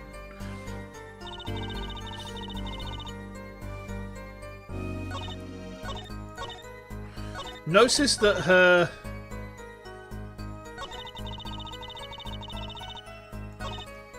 Hold it! Okay. Wait, isn't that a little odd? What's odd? You searched Mr. Wright thoroughly and found nothing. Which means he didn't cheat, which means he had no reason to strike the victim. Well... What was that just now? I sensed something. Something wrong, Mr. Justice? No, nothing, Your Honour. What to do? Should I press her a little harder? Yeah, that was weird. That was like Psyche-Lock bullshit.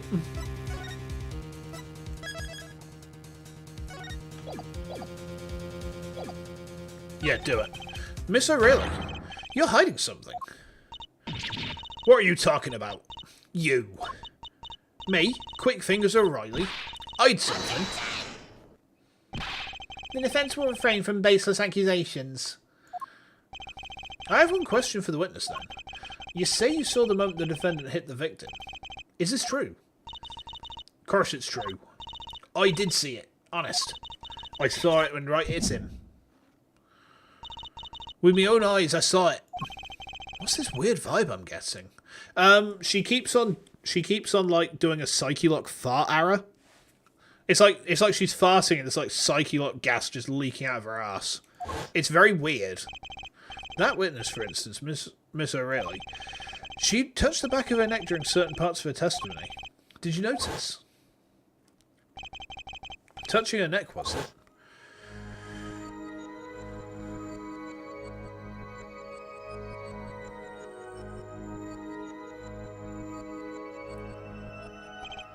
Whoa, what's going on? This sensation is coming into focus. There, that twitch, it's so clear. It's like I could perceive a habit like I couldn't before. Gotcha! Get perceived.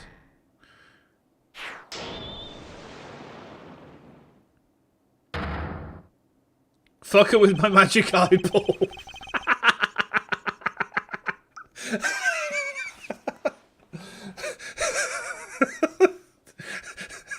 That has no right to be as funny as it was, Cyber. Well played. Miss O'Reilly, perhaps you're unaware of this yourself. Unaware of what? Whenever you get to a certain part of your testimony, you touch the back of your neck with your left hand. Objection, a sprite only has so many poses. That's true. My neck. So what? What indeed, Justice? I hadn't noticed anything of the sort. When she says that part of her testimony, she's subconsciously recalling something. Her body reacts to the memory and she touches her neck. I'm sure of it. A memory? Would someone care to explain what he's babbling about? This is highly unusual, but let us ask the defense. You claim the witness is remembering something. Maybe you have evidence of this memory to show us. Her habit is scratching her neck whenever she talks about the moment of the crime. So what would remind her most of the moment of the crime? A save?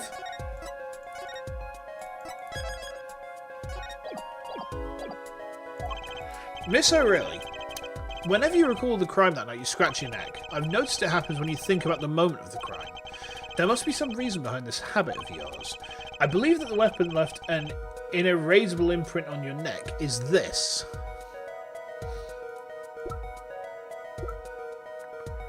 Huh.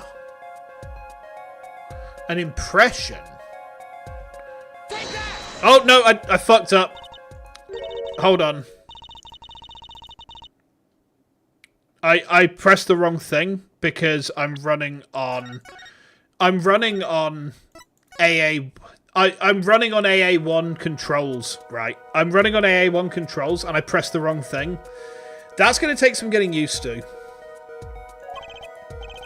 Let's skip. Hang on, why can't we skip through this? What? Oh, we can't skip through text that we've already seen. Oh, fucking hell.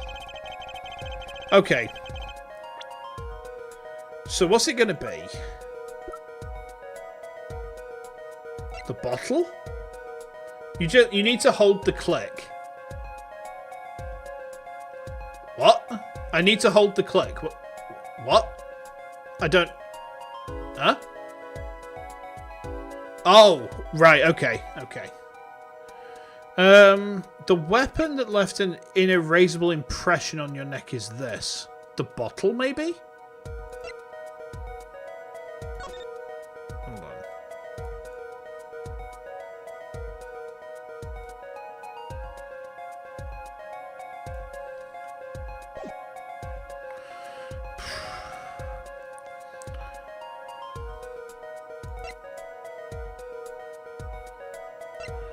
The weapon that left in it... This is the only weapon that we're aware of. Alright, we'll try it. Whenever she talks about the moment of the crime, she touches her neck. And what reminds us more of that moment than this bottle, the murder weapon? But something doesn't fit. If you were only the witness to the crime, why would that make you touch your neck like that? You're in pain. What's he talking about now? It was Mr. Smith, the victim, who was hit. Not you.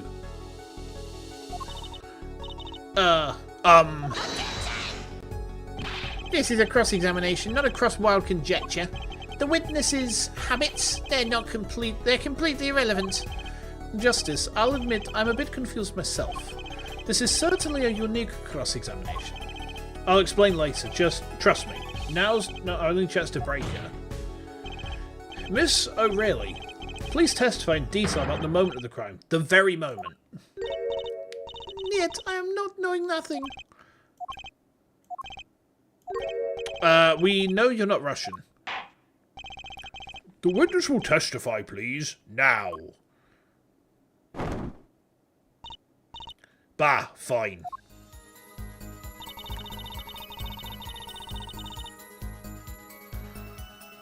He's the one who did it. I didn't let him out my sight until the cops got there.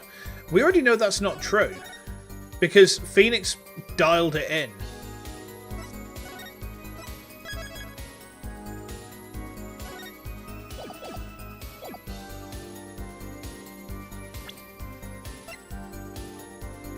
If you had a penny every time the owner of a restaurant faked an accent and nationality to advertise their restaurant, you would have 2 nickels. Nickels are not pennies. Wait, 2 pennies. No, you get no pennies. Hold it! You seem uneasy. You try standing up here. Her eyes are darting all over the place. I must be getting warm.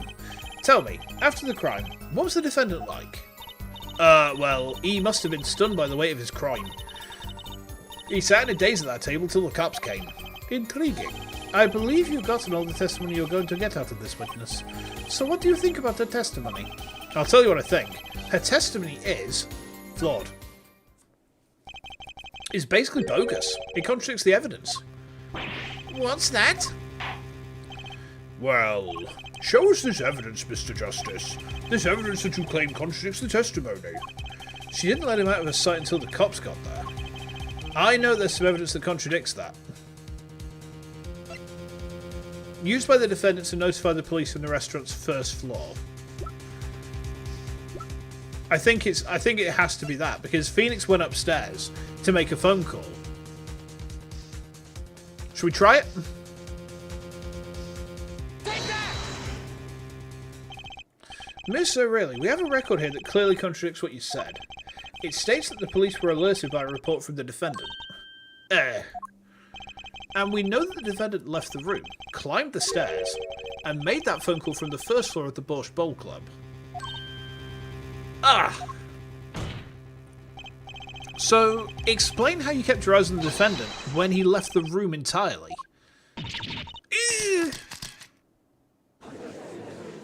The Borscht went everywhere. The man who picked up a bottle and swung it that night wasn't defendant.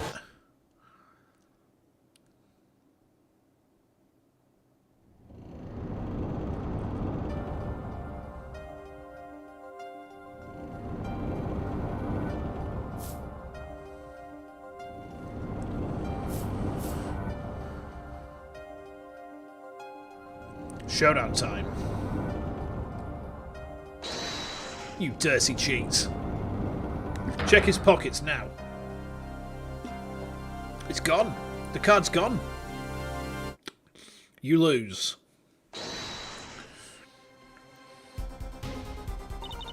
Just then, Smith grabbed the bottle from next to right. And he hit me.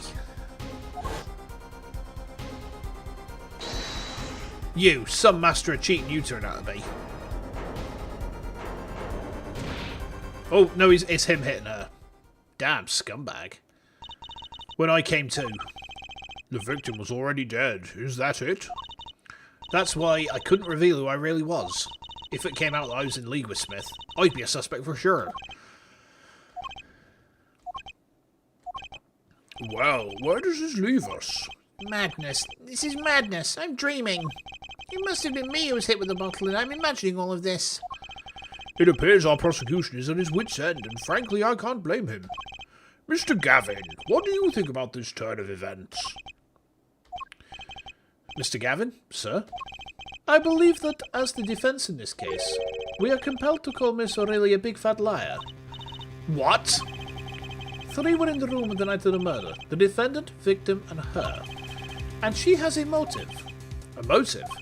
Her plot failed, the witness got into an argument with her client, Mr. Smith. And the denouement of the argument was murder. What? I didn't. I'm no killer.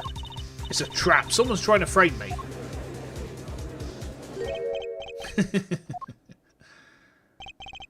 What tangled webs we weave when we practice to deceive. Is he quoting Shakespeare? Alright. So tangled we catch ourselves in the process. Mr. Wright? Such a hasty conclusion. It's not like you, Christoph Gavin. What are you saying? Why not consider the other possibility? That there was another person in the room at the time of the murder. Right, like Mr. Wright was saying before recess. A single card was swapped into the victim's hand after the murder. And the one who swapped the card didn't know 2 colours of cards were being used. A 4th person. Huh, this theory again. Your 4th person doesn't exist. Indeed. That's why I decided to bring this case to court. Here, where there's no escape and no chance for deception. The perfect place to catch the real criminal. The real criminal? And we're in luck. A clue to the real criminal's identity was kindly provided for us. And right at the beginning of the trial, no less. What? Apollo, perhaps you know what I'm talking about?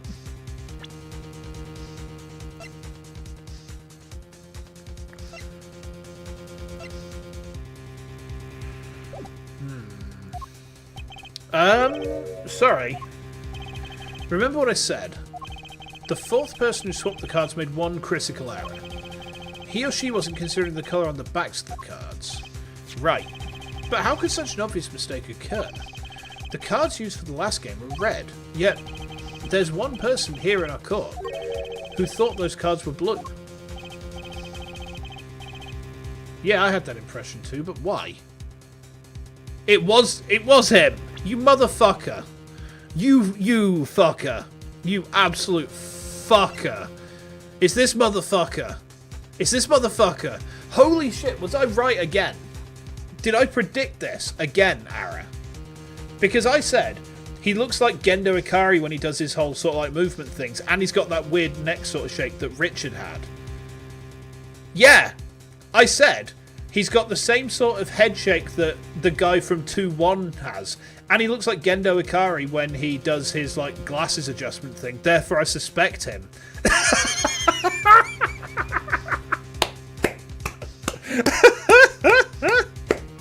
Amazing. Well, Apollo, think you can figure out who it was? It's not me, I swear. Who is this fourth person?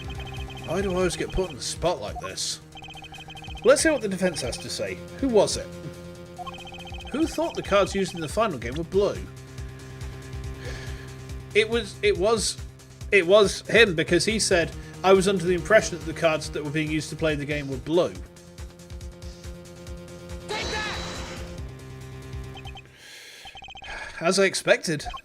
Your eyes and ears are as sharp as your hair. I was right. Christoph Gavin, you were the fourth person that night. But of course Mr. Gavin knows the colour of the cards. How would he? As you can see, the photo of the crime scene is black and white. You can't tell which of the cards are blue, the ones on the floor or the table. But look! You can see the colours in this photo. Yeah, but when he said the cards were blue, it was well before this evidence came to light. It is true that the defendant was engaged in a game of poker with the victim, yet it was only that, a game in the purest sense, a competition, Your Honour. A competition? Yes, a test of wits, a silent clash of passions. Only the cards, their backs wreathed in blue flame, know its final outcome. Well, Christoph? Mr. Gavin? Mr. Gavin, is something the matter? No, nothing. Excuse me, it was just so sudden. Right, you aren't seriously accusing me, are you? Oh, Christoph? You know, even I'd never take a joke this far. This has gone beyond ridiculous, beyond dumb. This is insanity. The defendant accusing his own defense attorney of murder. I assure you, I'm quite sane. But what possible connection could Mr. Gavin have to the victim? I wasn't aware that I had a connection to Mr. Smith either. Yes, but Mr. Gavin and the victim have never even met. Well, what if they have? Huh? There is a possibility, after all. They may have met that night, before the game started. What are you suggesting? Is this the truth Mr. Wright was staying silent about? Only one thing to do. Mr. Wright, the defence would like to request that you testify to the court. The defence would like to request no such thing. Mr. Gavin, testimony is not related to the case. How could anything happening before that game of poker be related? I'm not sure I follow, Mr. Gavin. As I explained before, the defence believes that Miss O'Reilly... Am I to assume you speak for Mr. Justice in this? He is the defence, not you. Mr. Justice, the matter of Mr. Wright's testimony is up to you. Oh, okay. Does the court, in your opinion, need to hear Mr. Wright's testimony? Yes. This was Mr. Wright's strategy. He was planning this all along, and I intend to see it through. The defence would like to request that Mr. Wright testify to the court. Edto Justice, you would betray me, your teacher. I'm sorry, Mr. Gavin, this isn't about loyalty. This is about the truth. Very well. The defendant, Mr. Wright, will take the stand, please. Oh boy. That evening, Christoph and I had dinner. We sat at the table in this photograph. Shady Smith walked in 5 minutes after Christoph left. When the trap failed, Smith hit the waitress. The girl was knocked out cold and Smith was uncontrollable. I left to call the police. When I returned, he was dead, blood streaming from a cuss on his forehead. That's when I made another phone call, to Defence Attorney Gavin. Mr. Gavin, you were at the Bosch Bowl Club the night of the murder? I dine with him rather frequently. And he talked to the defendant on the phone directly after the murder. Quite against my will, I'd become involved in a murder. I thought I might be in need of a lawyer, so I called him. You were planning this all along, weren't you? Right. Just because you wanted to drag me into your little murder trial. The only thing I want is the truth. And as I did back then, and now, there's history here. I thought my office was doing you a favour when we took on your defence. It appears that I was wrong. Very well, the defence may cross-examine the witness. Justice. Sir, he's lying, and you're going to expose him. Understood, sir. Mr. Gavin versus Mr. Wright, this can't end well. Why can't I have a normal trial?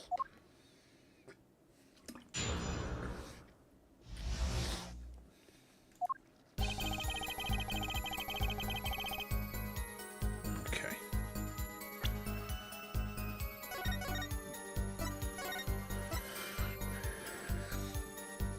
I can't believe I predicted this. Am I just that good? Hold it! You had dinner with Mr. Gavin. Yeah, he dines with me at the Bosch Bowl Club quite frequently. We were enjoying a usual dinner at a usual spot, as usual. I always eat at the table closest to the piano. I see.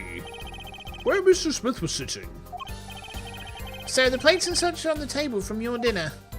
Indeed. The remnants of my meal with Christoph. We dined for 2 hours, then Christoph left. After that...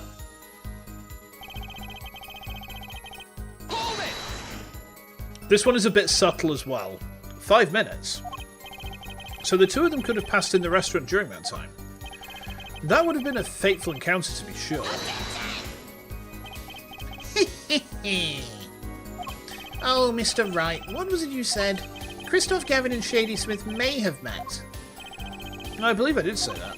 Here I was all nervous about this meeting, and now we hear they just passed in the hall. That does seem a little weak as a pretense for murder. No, it would be, if that were all that really happened. Come on, Mr. Wright. What are you hiding this time?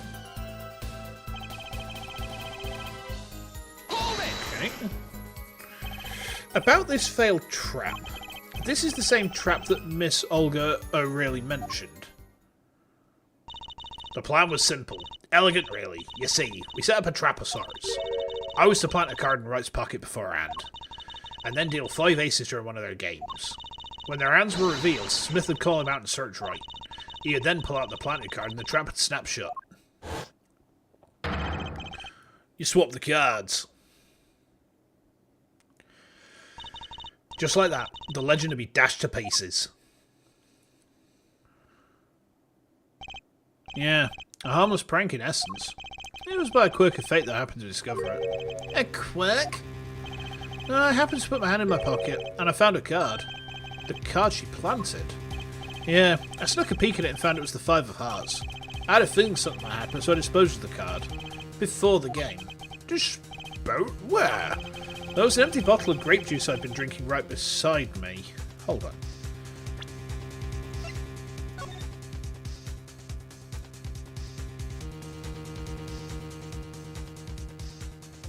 What? Is it the label?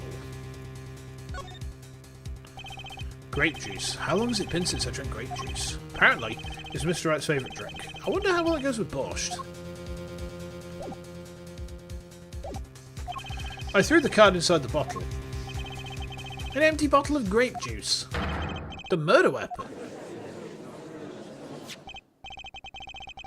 Yeah, I rolled it up and shoved it in. The coloured glass makes it hard to see. In the original, the bottle's almost opaque. Yeah, because I was looking at that thinking, there's a fucking card in here. A battle of wits between the deceiver and the would-be deceived. That sounds like terrific drama. A card inside the murder weapon? That's strange. Did the police miss it in their investigation? Maybe I'll take a look. Mr. Wright, the poker head of courtroom number 3 approves of this battle of wits. Please revise your testimony with this new information.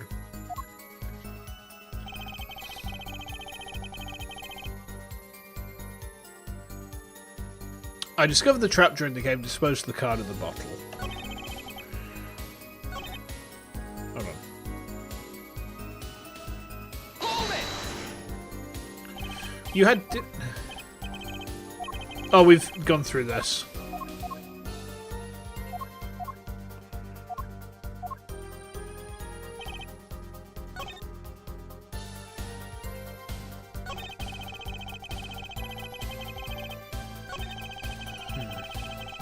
Hang on, I pressed on that new statement and it just went through the...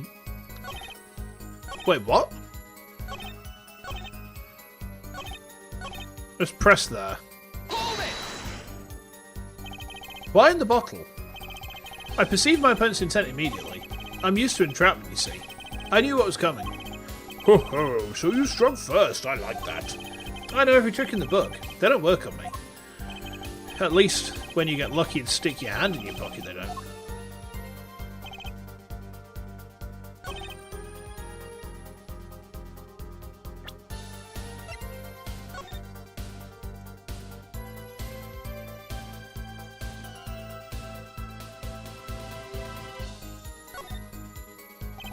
The bottle is completely empty.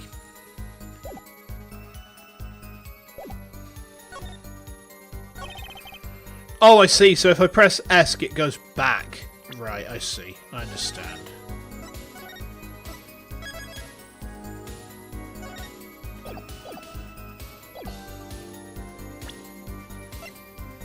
Objection! Mr. Wright, if I may? Yep. I've examined the bottle and I don't see any card in here.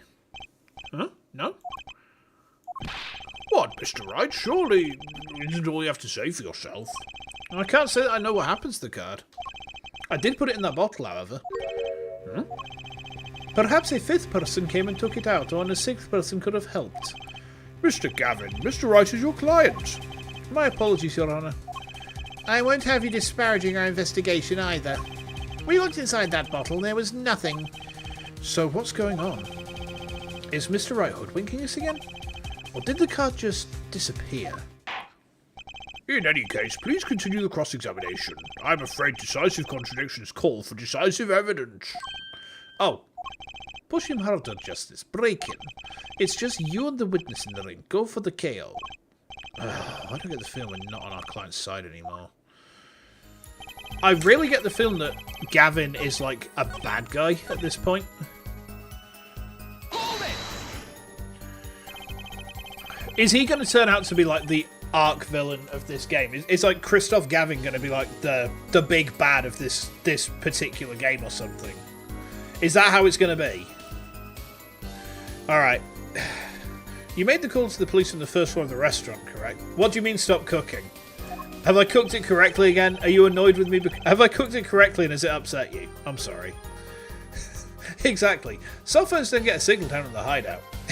What do you mean stop cooking? Was anyone else on the first floor at that time? Not a soul. It was the middle of the night after all. So there in the darkened restaurant, I called the cops.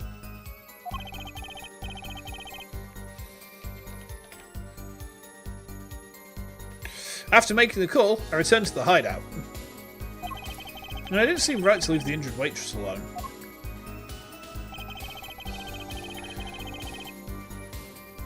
Hold it! And when you returned, the victim was already... dead, yeah.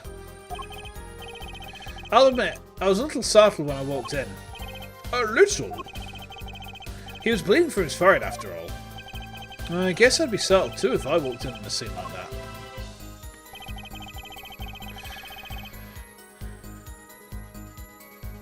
Wait a minute.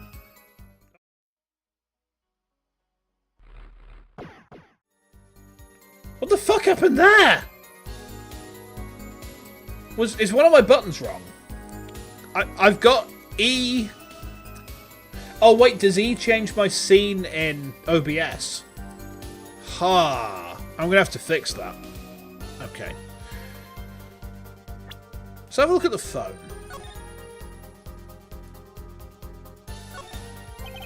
No clues here.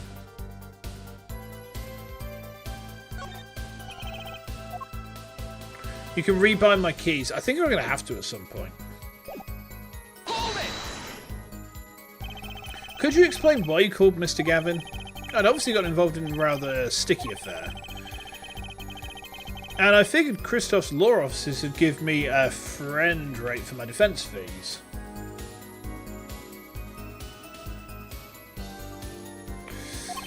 Ah, glad to hear you intend to pay. Oh, I'll pay in full, Christoph. It was I who got you involved after all. You may find the price for your defense quite high, my good friend. Quite high. Is this the truth that Mr. Wright was talking about? Are you the one being salted? No?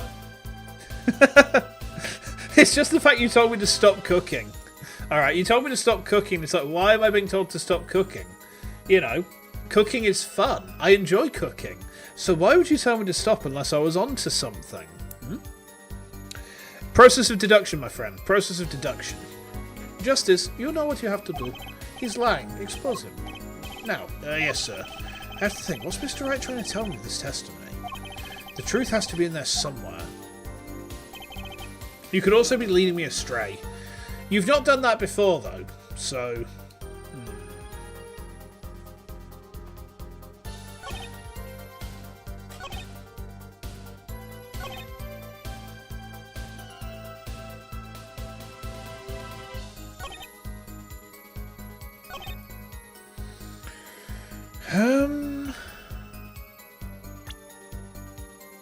This is the subtle part. Yeah, I'm seeing it.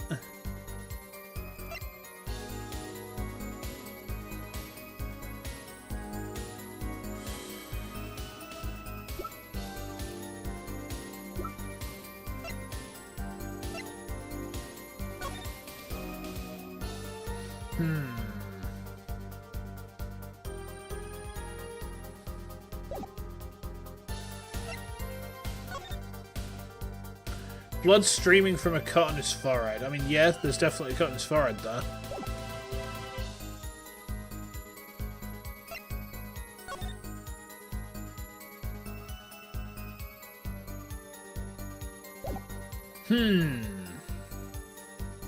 Was it a different bottle? No, it wasn't a different bottle. Pretty sure it wasn't a different bottle. Grapes. Grapes. Can't see the label there.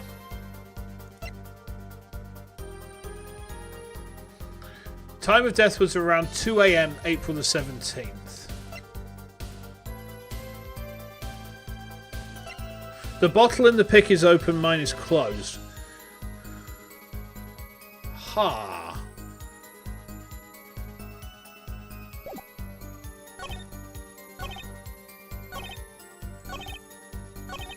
But the thing is, there's no points in this where the bottle seems relevant. What statement would that contradict? You think it's something else? Yeah.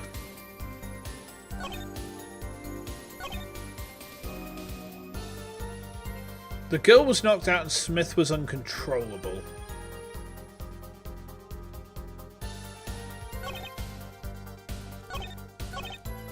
Now, look at this. Look at this. He's looking at us. Remember what he said. Everyone has a tell, right? Phoenix says to us, everyone has a sign when they're being untruthful. He's looking at us. He's looking at us.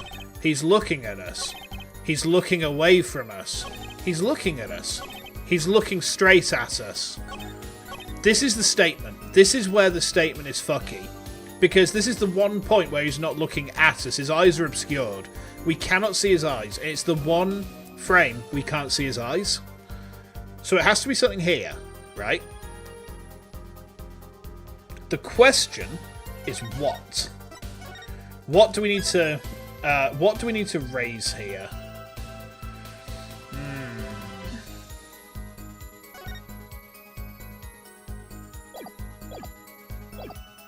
No, he's an also expert poker player. He'd know what his tells are. Yeah, but he's also trying to teach... have I pressed everything? I'm pretty sure I have, yeah. I'm pretty sure I have.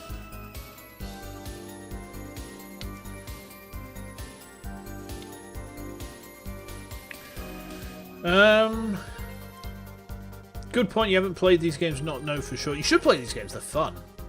They're really good fun. The thing is, he knows what his tells are, but he's also trying to teach Apollo something here. He's trying to teach us something. So, also, is it just me or is he really muscular for a lawyer? He's kind of ripped, kind of hot. Shut up, all right? Just shut up, please. Okay. Ow!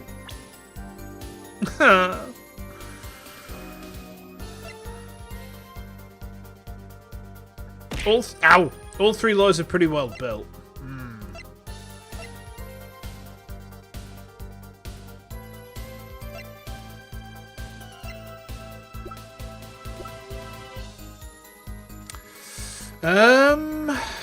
I'm struggling here. I'm sure I've pressed everything. Hold on.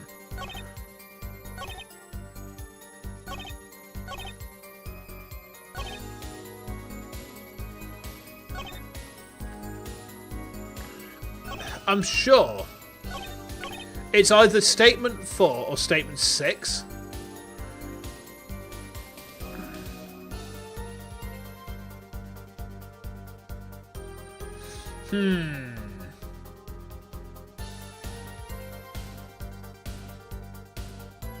The crime photo one was taken before crime photo 2, so the scene was like in crime photo 1. Okay, let's have a look at those then. So the crime photo 1 is taken before 2. So the scene was in like crime photo 1.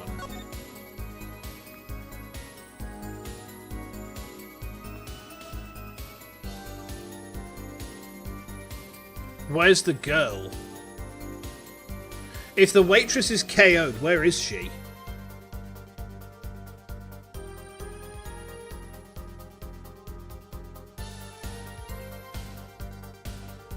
I don't think it's the forehead. Because he had his hat taken off during the investigation. The photo was taken by the police. The girl's awake by then. Okay.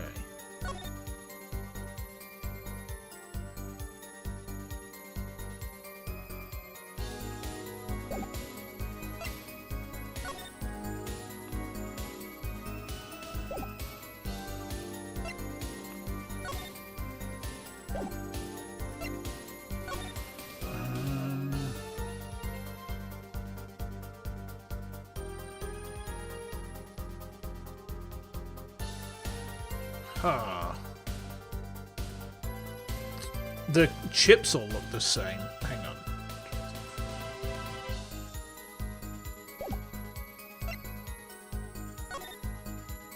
Yeah, these all look the same.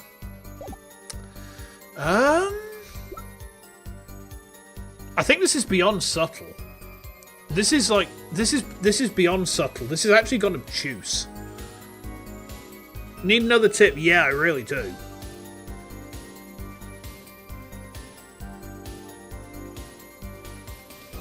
I've tried looking at the phone. The phone has nothing useful to give me. You need to present something on statement 5. Okay. Did I press everything? Yeah, I did. I've pressed everything. So it is statement number 5. Okay. When I returned, he was dead, blood streaming from a cut on his forehead.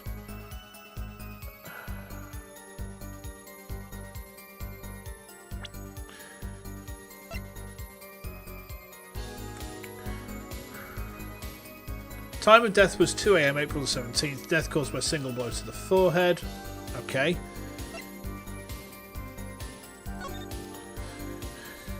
The thing is, you can't actually see any blood there.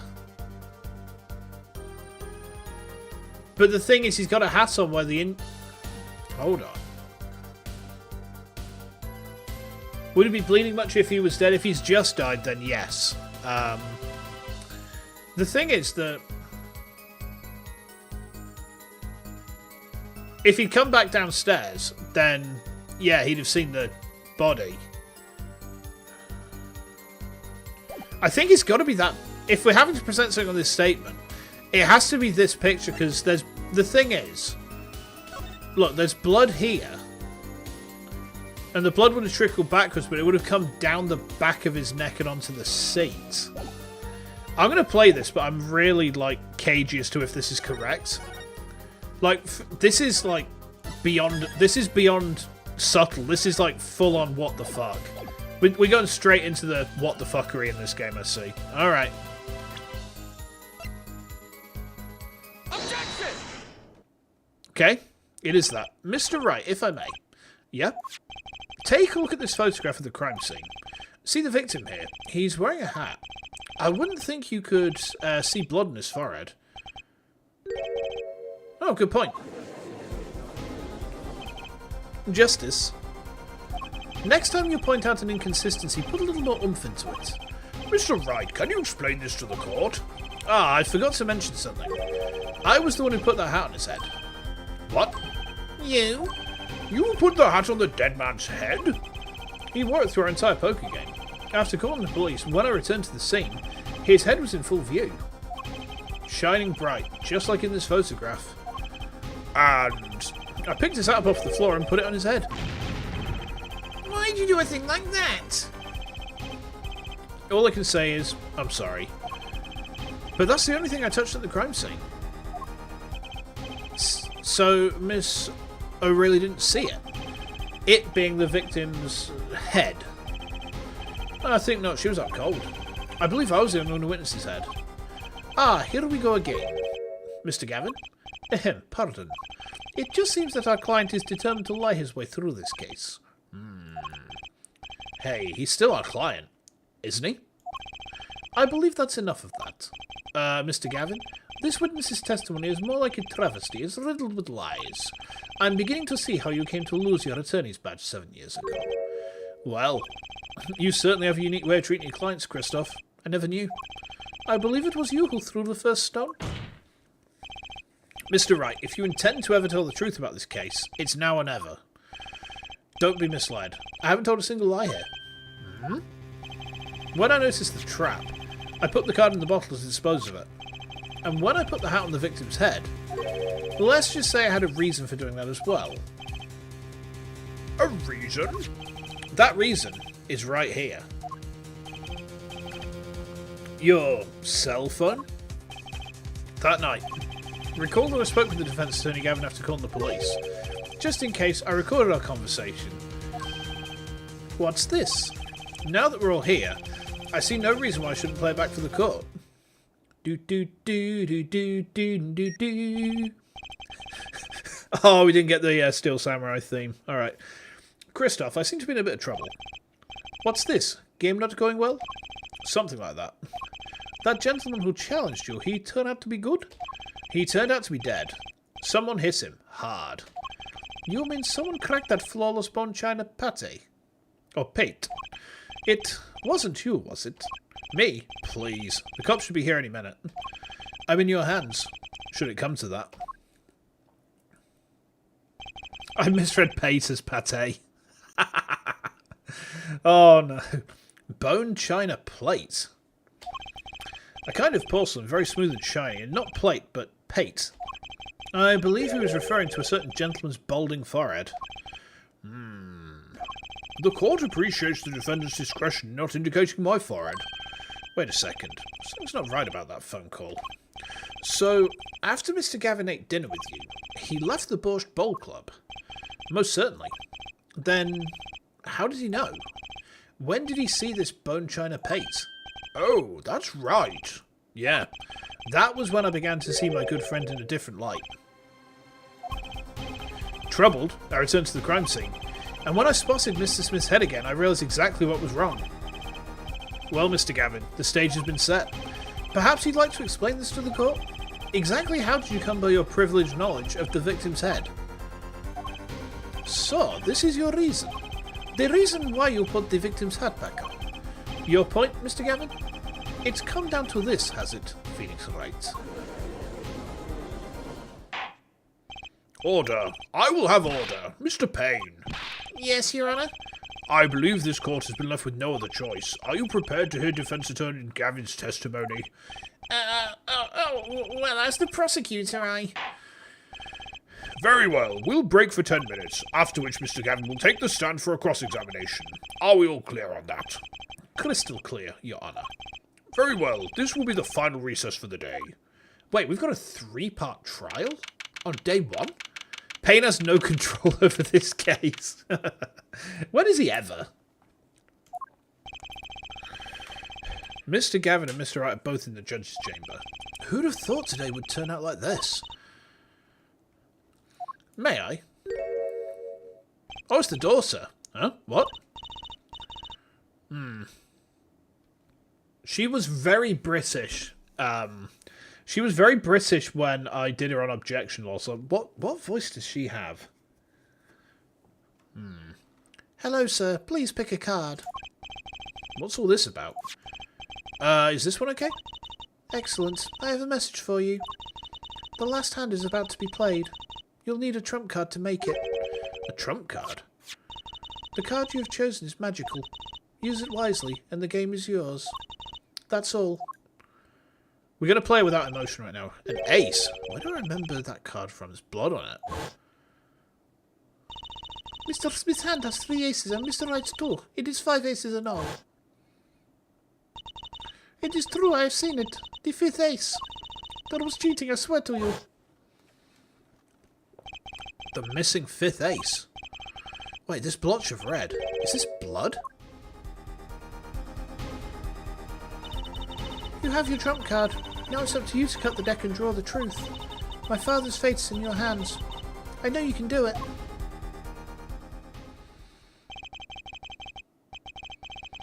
This bloodstained card is my trump card for finding the truth?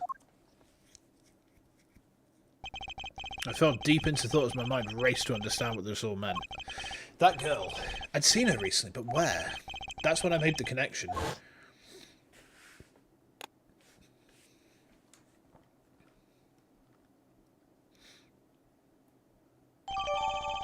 Okay.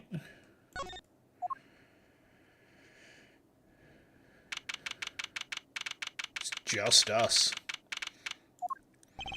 Court will now reconvene. Defense Attorney Christoph Gavin, will you please take the stand?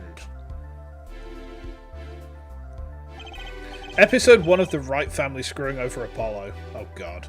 Now then, if you would, Mr. Payne. Yes, Your Honor. Will Mr. the witness state his name and occupation? Is this fast necessary, Your Honor? Believe me, far stranger things have gone on in this courtroom. Fine, I'll play along. First, there's one thing we need to have made clear. How did you know about the secret beneath the victim's hat? By secret, I'm guessing it means the fact Mr. Smith was bald. Forgive my curiosity, but what is it about this fellow's head? Your Honor seems to have an inordinate interest in it. Objection! Oh. I wouldn't call it inordinate, Mr. Gavin.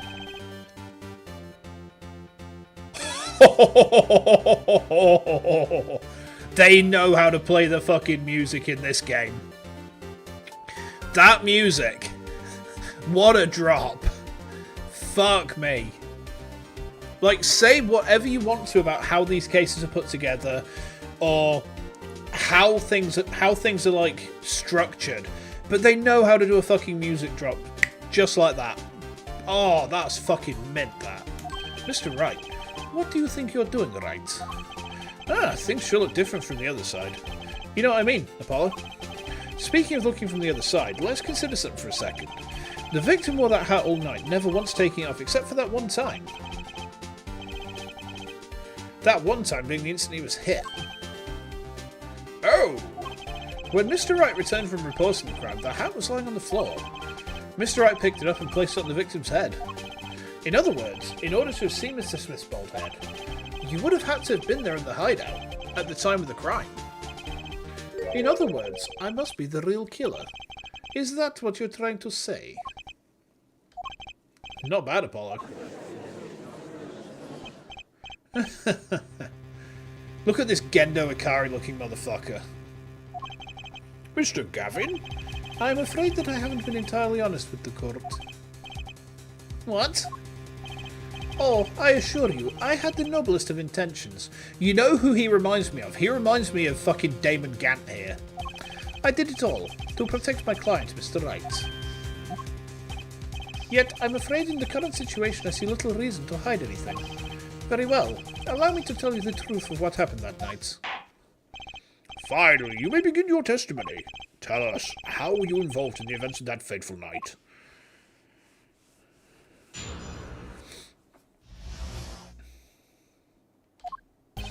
The rage I sensed in that man that night troubled me, so I returned to the club. I went down to the basement and peeked in through the little window to the hideout. It must have been right after the murder took place. The victim was dead, as he appears in the photo. A bald head, an unconscious girl, and Wright holding a bottle in his hand. I sensed that was not the best place for me to be at the time, and so I left. That's when the call came from Wright. Okay. So, you witnessed the murder? For better or worse, I missed the actual moment of the deed. Mr. Gavin, may I remind you that you are on Mr. Wright's defence team? Your testimony is clearly disadvantageous to your client. What else could I say? I'm standing on the witness stand after all. So you are, Mr. Gavin. And you had to testify as you just did. You had to tell them you saw the scene of the crime through that little window. Mr. Wright, you had to say that. Because that was the only probable window of opportunity. Right, Apollo? Oh. Mr. Wright, the defence should do the cross-examination, not the defendant. Mr. Justice, are you prepared? Yes, Your Honour. I can't believe I'm going to be up against Mr. Gavin. This trial is getting weirder and weirder.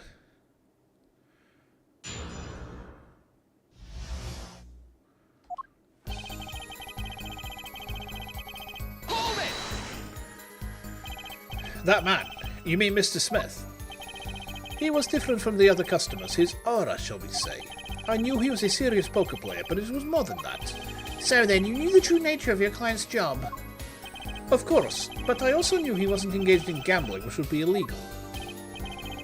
Well, it makes sense that he'd know. They were friends after all.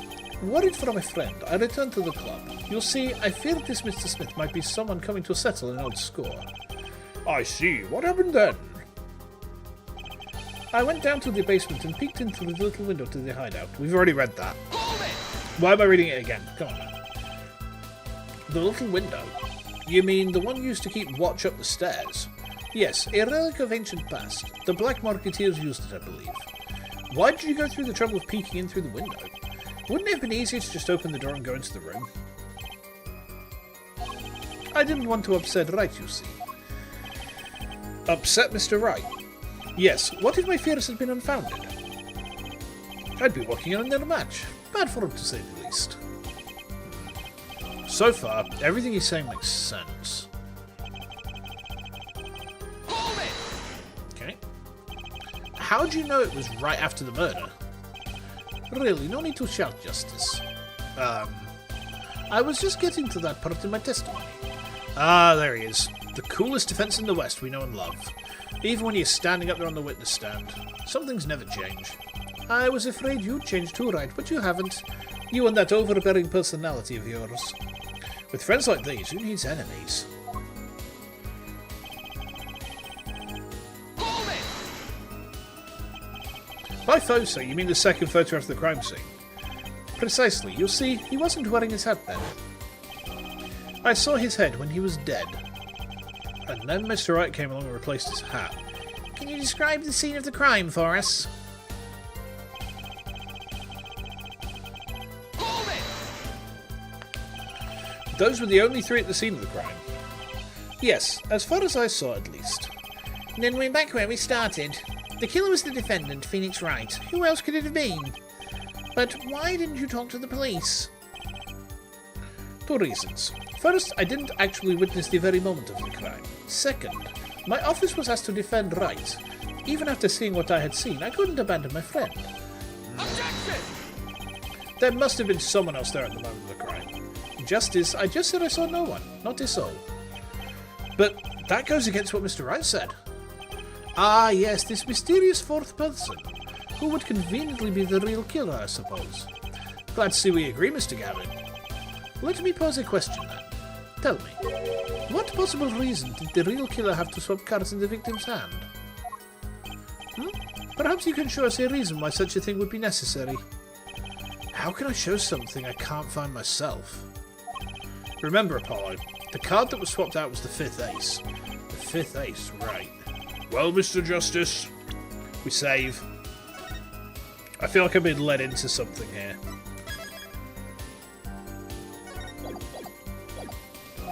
the question of why the killer would swap out a card has been raised. Can you point to a reason?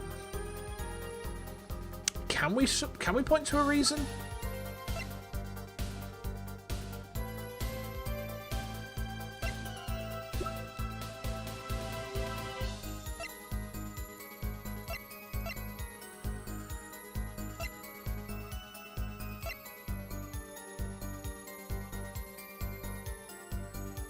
Can we point out a reason?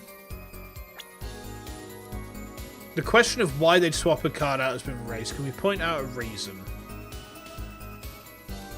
I don't think we can yet. We can.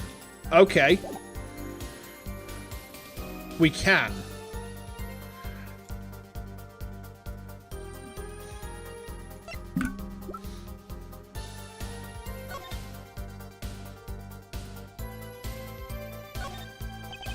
No clues here. A single drop of blood marks the front of the card. No clues here.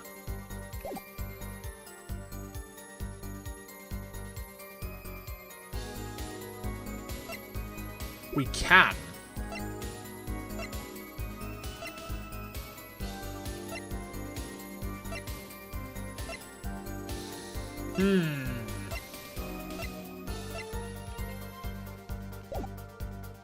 You sure?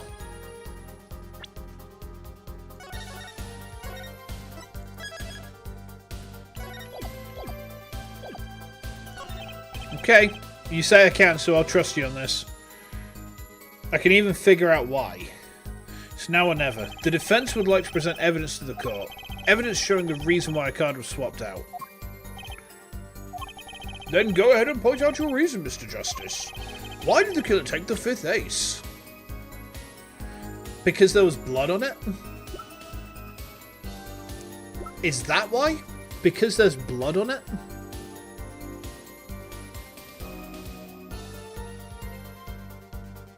Is that why they did it?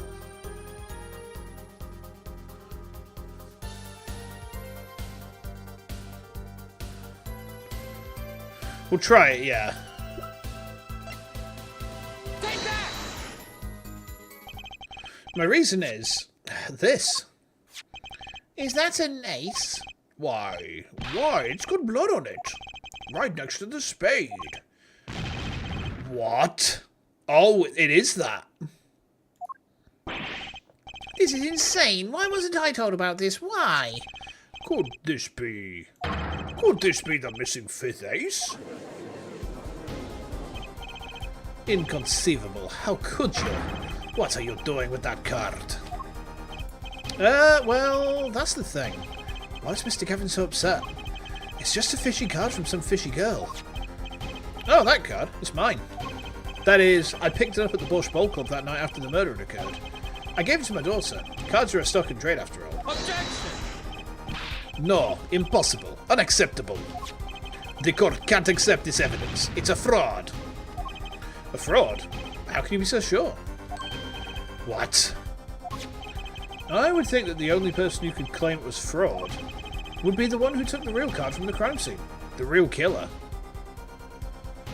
You love the fact that I don't know why I present it actually matches how Apollo feels. Yeah. Yeah, that's true. Allow me to elaborate. What if this trace of blood was the reason? The reason for... For the killer to take the card from the scene of the crime. Where are you going with this? Take another look at the photo, and at the victim's head. At the moment of the crime, his hat fell to the floor, and a trickle of blood ran from his forehead down the back of his head. Couldn't a drop of that blood have fallen on one of the cards? I suppose. The killer then took the card to hide the blood. Objection! Regardless, that evidence is non-permissible. Oh? Right, regardless of how you wasted the last 7 years, you used to be a lawyer. You know what a serious crime it is to conceal evidence. Oh, we can discuss the finer points of our legal system later. What's important now is that I've answered your question. What are you talking about? You wanted to know why the killer would have taken a card from the crime scene. And now, I've told you. That one drop of blood would have been decisive evidence, you see. Objection! This is baseless conjecture. Baseless. Objection!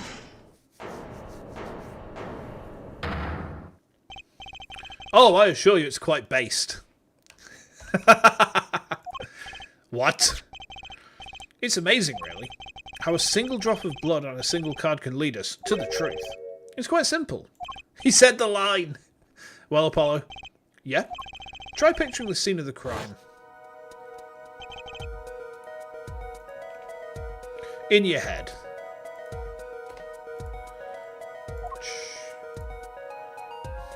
Whoa, what the fuck is this? The murder took place in the hideout. The body of the luckless victim was found at the poker table, and before the killer swapped the card out, there was a single card with a drop of blood on it, in the victim's hand. Given this, there is one decisive problem with this scene. Well, what is it? Let's keep it simple, shall we? Given that there was a drop of blood on a card, whose position in this diagram doesn't fit? The victims? The killers? The witnesses? The second witnesses? Whose position doesn't fit with the bloody card? So where was it the card was found again?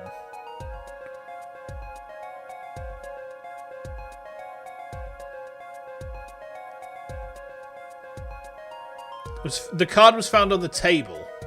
Well, then it's the victim. It's the victim, surely.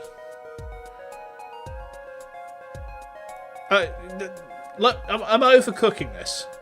Because if the card's on the table, right, then why is the victim, the victim's position would be like here?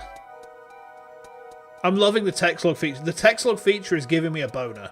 Like, I will do inappropriate things to myself later over the text log. I don't need Pixiv anymore. I don't need Gelber anymore. I just need the text log. That's me set for the rest of my life, chat. I'm good. Whoo! Ow! Why? Both at the same time?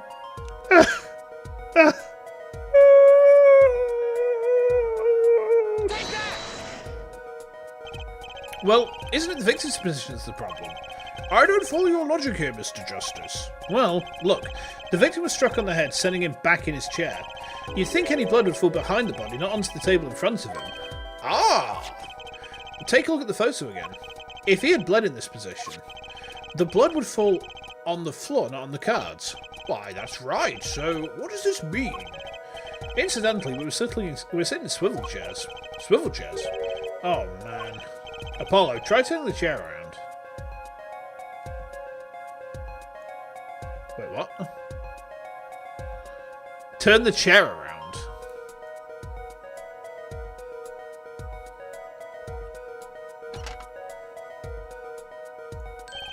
The chair was facing the other way? It would have to be.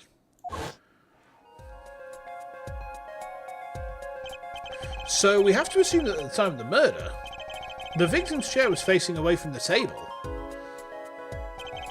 When Mr. Rudd returned from informing the police, which way was the chair facing?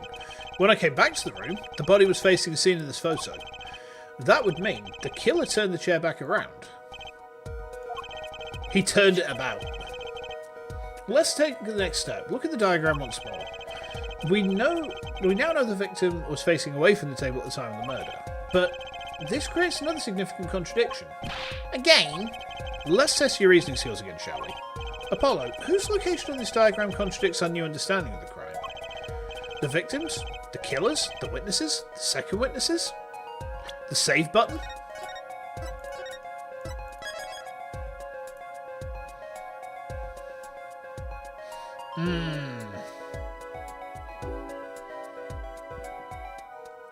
Sorry, just give me a sec, chat.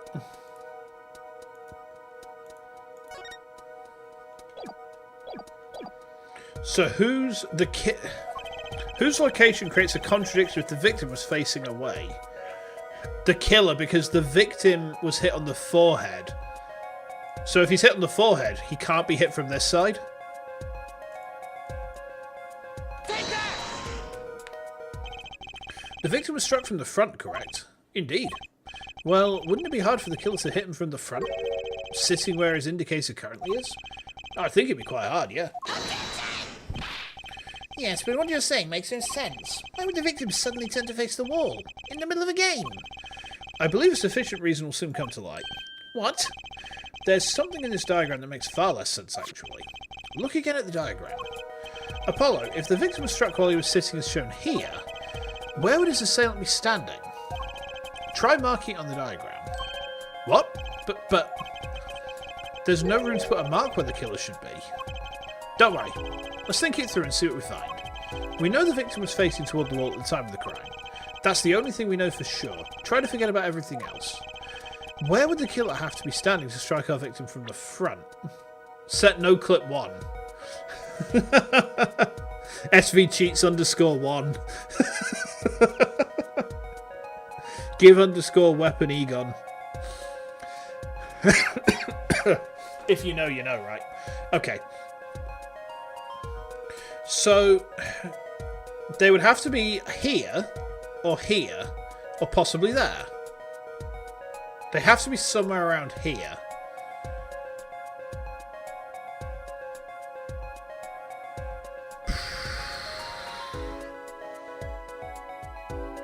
Where would they have to be stood?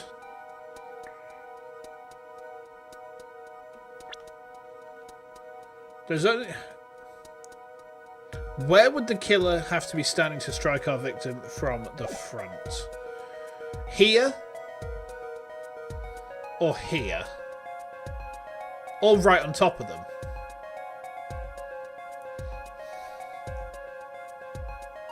He told us to forget... They'd have to be standing here then. He'd have to be standing here. Right?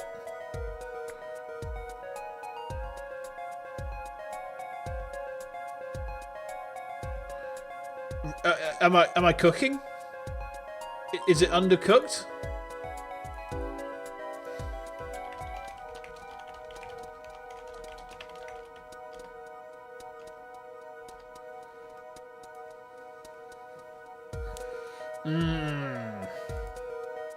It's cooked. Right, okay.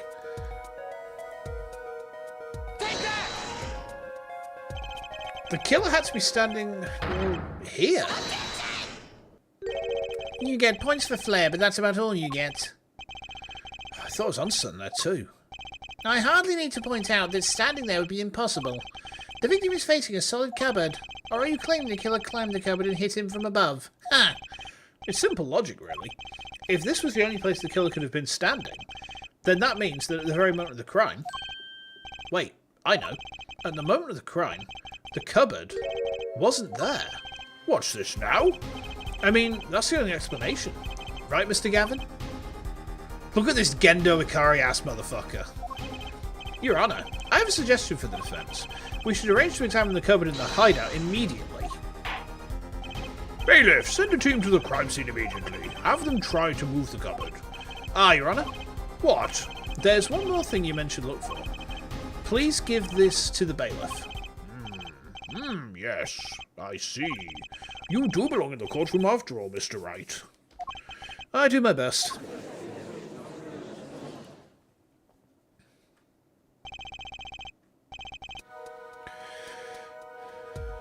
But let's forge ahead here while we wait. Look at the diagram once again. It's been changed. If the killer was standing here at the time of the crime, then this cupboard wasn't here, which means... Apollo, try moving the cupboard.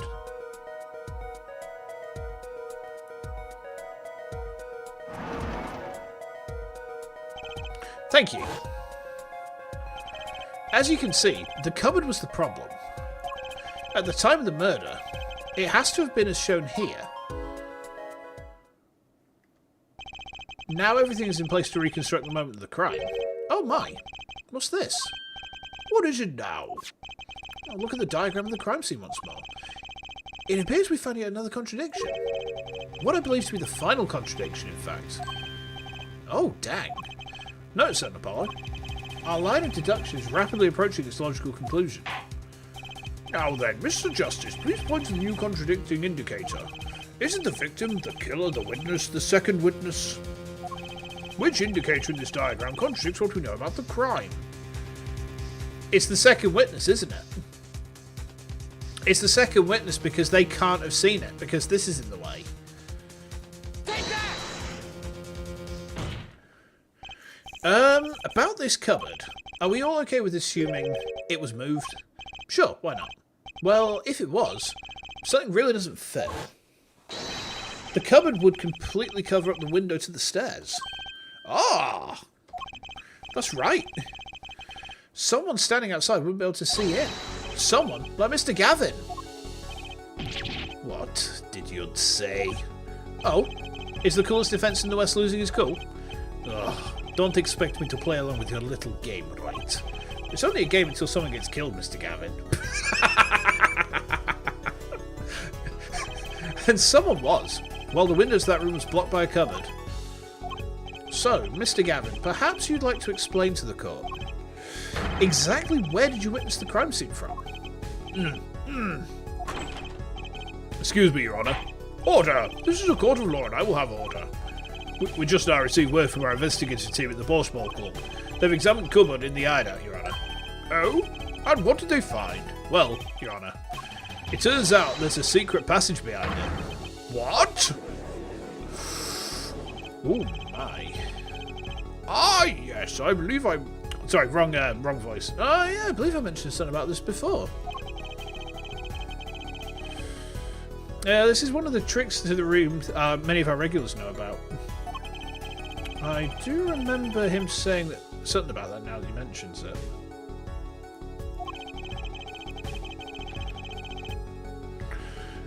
A secret passage is a handy thing to have when you're engaged in illegal goings-on. Never know when you might need to duck away from the eyes of the law. Oh, hang on a minute. Someone's just pinged me something a minute.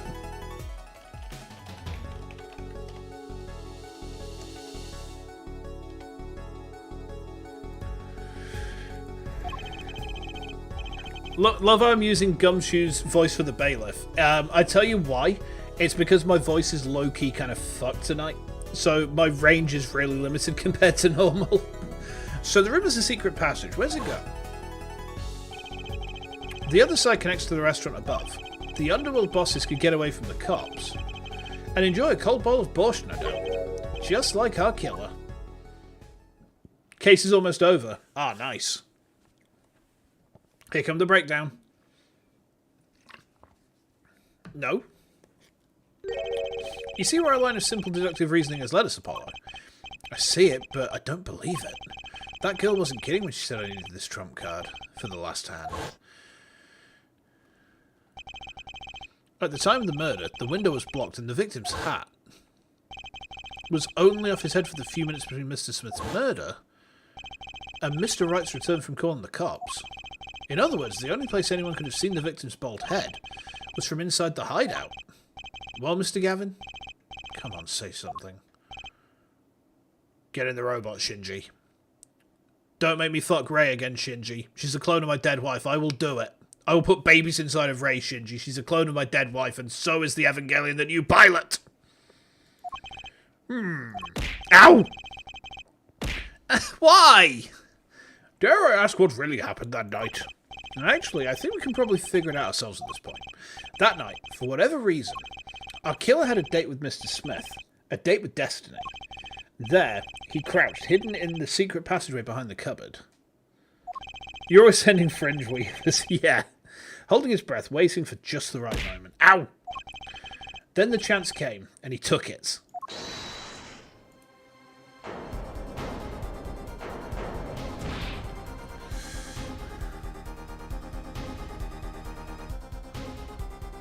What? Why did you do that? Wait here, I'll get help. Miss Olga O'Reilly was out cold, struck by Mr. Smith. But his time was soon to come. Mr. Wright went upstairs to call the cops, leaving Mr. Shady Smith alone in the hideout with the unconscious dealer. Then our killer stepped out from the secret passage and into the hideout. The victim must have heard the cupboard sliding aside. He wheeled his chair around to look, and after the deed was done, the criminal must have seen the blood on the card. He would have, of course, realised the need to destroy the evidence. That single spot of blood told the whole story of the crime. Too bad for him he didn't linger any longer in the hideout that night. If he had, he might have noticed the cards on the floor. And the fact that they were all red. Oof. You know what I just realised as well? Is that Gavin looks like a cross between Gendo Ikari and Integra Helsing. Well, it seems this trial has taken yet another turn. I'm truly, truly sorry I had to see this day come, Mr. Gavin. Mr. Gavin? Mr. Payne. Yeah? Yes, Your Honor. The prosecution will continue its investigation. As for Mr. Phoenix Wright, the defendant, he is hereby cleared of all suspicion. Oh, well. Believe me when I say that I don't believe this is happening, Mr. Gavin. But I'm afraid circumstances call for me to issue a warrant for your arrest immediately. Objection!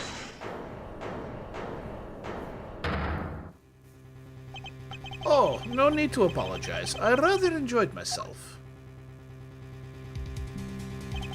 It's not every day you get to witness a legendary attorney's dirty tactics firsthand.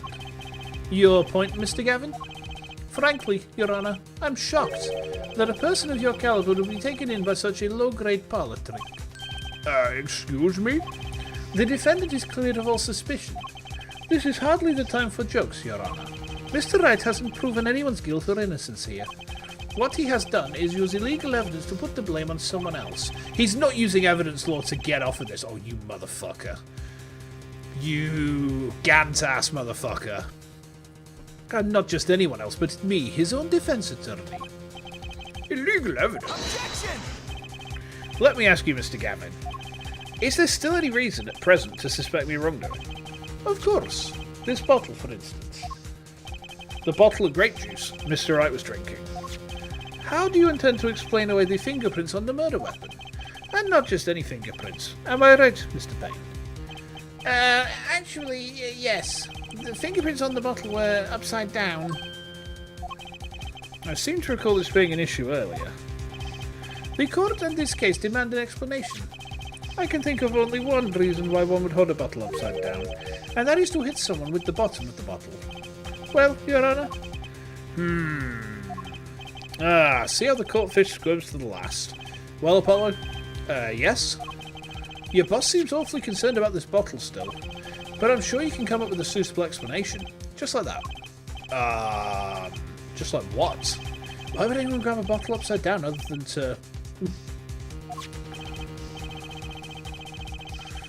Don't let him trick you into thinking his explanation is the only legitimate one. Is there really another? Take another look at the court record. I believe you'll find a simple answer there, in plain sight. How about you just say the answer in plain words? It would be hasty to deliver a verdict with unanswered questions, indeed.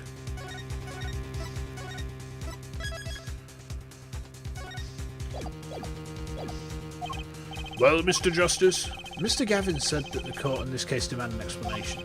Don't worry, justice won't leave until justice is done. Perhaps the defence would care to enlighten the court? What evidence do you have to explain why the fingers on the bottle are upside down?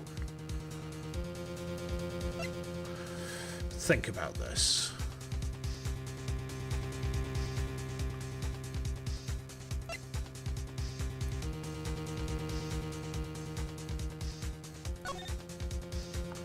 Because when he's reaching into there, he's reaching down to get the bottle up, and he'd have to reach down with his hand, like to get a proper grip on the bottle, he'd have to reach with his hand backwards, or that's how I would pick a bottle up from there.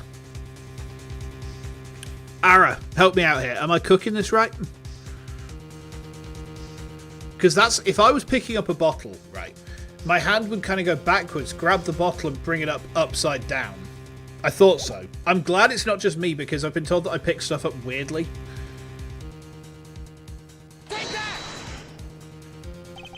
It's actually easier to show you than explain, Your Honor. Place that bottle on the floor, next to your chair.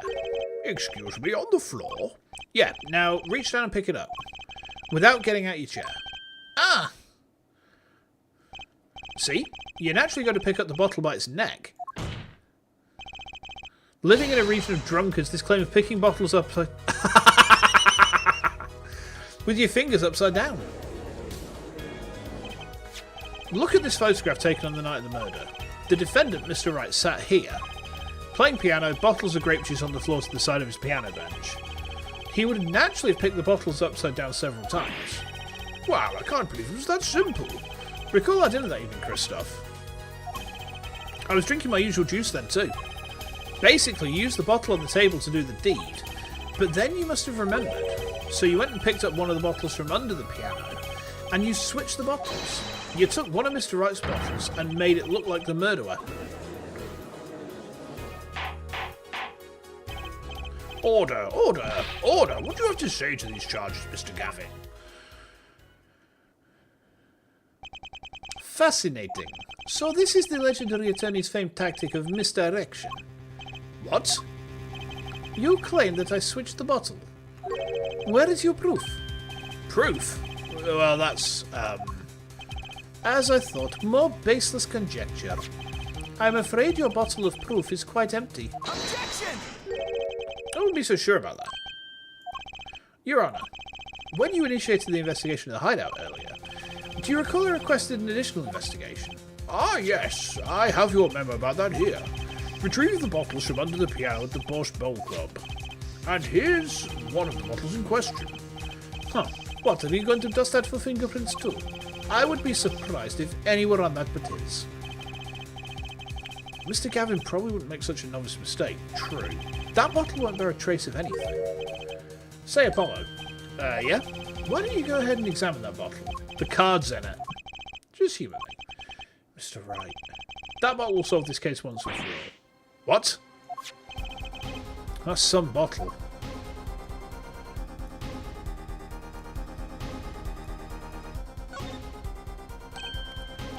There's something inside the bottle.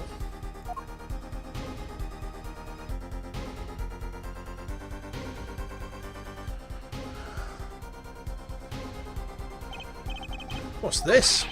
That card. It can't be. Recall the unpleasant woman's testimony for a moment. Miss Olga O'Reilly. Yeah, our little swindling Devochka. The fuck is a Devochka? That night, I planted the card like I was supposed to.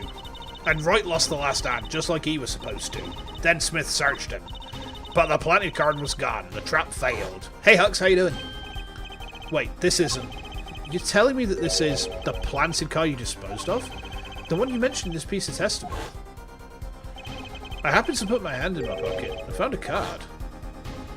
Yeah, I snuck a peek at it and found it was the Five of Hearts. I had a feeling something might happen, so I disposed of the card. Before the game. Dispose? Where? There was an empty bottle of grape juice I'd been drinking right beside me. I threw the card inside the bottle. Oh, you sneaky motherfucker. The Five of Hearts. This is the card. The bottles were swapped. And the only one who could have done that was the fourth person in the club that night. You, Mr. Christoph Gavin. Oh, here it comes.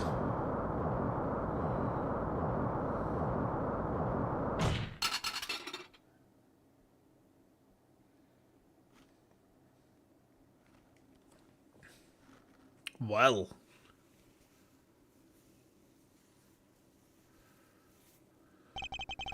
That's all.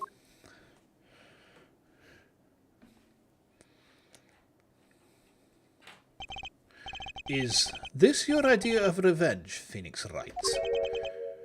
Revenge? Revenge for the events that took away your attorney's badge 7 years ago. My past is like my logic, straight and true. Nothing's changed. All I did was point the finger of justice in the proper direction. Fine. I'm glad we could have this little right. This is insane. What about me? Don't I get to prosecute anyone? No. No, you do not. I believe this time we've finally come to the end of our trial. Mr. Payne, do you have a report for some Christoph Gavin? He's admitted everything. We're processing his arrest now. I see. Still, one has to wonder why he would do such a thing. He didn't even have a connection to the victim, did he? None that we know of. Mr. Wright, have you anything to add? I'm afraid I can't shed any more light on the matter. About this victim, Mr. Shady Smith. His occupation was listed as traveller. An odd profession to be sure, and that's all we know about him. I'll arrange a follow-up investigation, Your Honour. Good. Mr. Wright? Yep. 7 years, and you still haven't lost your touch. Christoph Gavin was a man with much significance for me, both as a friend and a lawyer. He was extremely talented, to be sure. I needed two things before I could confront him. The first was a place where no injustice would be tolerated, this courtroom. The second was a man who would tolerate no injustice. In other words, a defence attorney. You, Apollo. Me. This is a dark time for our legal system. A twisting of justice brought on by our very own initial trial system. We have to set it right. Mr. Wright. Our work lies ahead of us. And I, for one, am looking forward to it. Well, this seems like a good time to announce a verdict. This court finds the defendant, Mr. Phoenix Wright. Beautiful. Thank you, Gumshoe. Thank you. Thank you. Woo!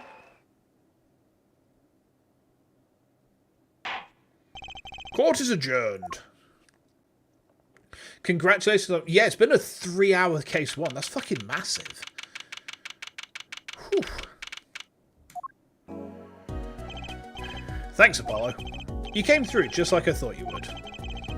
3-4 was shorter than that. Seriously. Jesus. I'm pretty sure I didn't do a thing in there. It was you who called him the killer. I couldn't have done it by myself. You sensed it too today, didn't you? Your ability. Ability? Yeah, sensitivity I lack. You'll come to understand it soon enough. Wait, I wonder if he means... I have one question for the witness then. You say you saw the moment the defendant hit the victim. Is this true? Of course it's true. What's this weird vibe I'm getting? What was that, Mr. Wright? Well, you'll have to find the answers to that question yourself. The answer? Right. Today was full of questions without answers, most of them about Mr. Gavin. What possible reason could he have to commit murder? Perhaps you'll learn that in the days to come. Huh? Wait, you don't know, do you? Ah, this locket is the key. Oh, that reminds me. I met the girl whose picture's in your locket.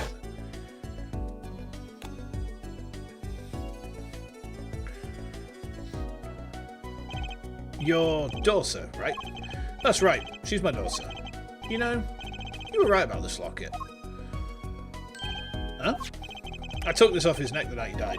But it looks like our dear Russian scam artist saw me. So the truth is, this locket really did belong to him. Wait, but that's perjury. You testified. You said that locket was yours. I said no such thing, actually. Well, I merely said that it was a locket with my daughter's picture inside. A subtle distinction, but a distinction nonetheless. Sneaky motherfucker. It's the truth. Wait, but then why? Why was the victim wearing a locket with a picture of your daughter inside it? Sometimes the straightest path to the truth isn't the best one. Give it time. You're still just getting started with your career. Speaking of which, I may be out of a job. I work for Gavin Law Offices after all. I still can't believe I just saw Mr. Gavin get led away in handcuffs. Apollo? Yeah? How about coming to work for me? What? You mean at the Wright & Co. Law Offices? I mean, there's not a single attorney in my generation that doesn't know it. I can't imagine that to be true, but... Wait, but didn't you're not a... Oh, I turned in my badge, yeah. I'm not an attorney anymore. What? That instance 7 years ago. That legendary trial. And at the middle of it all was one man, Phoenix Wright. The case reached its sad conclusion, and he left law for good. Have you ever thought about coming back to the courts? I'm Not qualified to stand in a court of law, I'm afraid. Didn't you notice in today's trial? There was a single piece of forged evidence. Forged evidence? What are you talking about? I'm talking about evidence that shouldn't have existed. A naughty magician's trick. Ah. One piece of evidence struck me as odd. It's true. Can we get this right? He's testing us. He tests us. It just seemed, well, too perfect. I'll bet this was the forged evidence. I think it was the card, wasn't it? It was the card. Right? Sure, it's this, isn't it? It's the card. Have I cooked this correctly?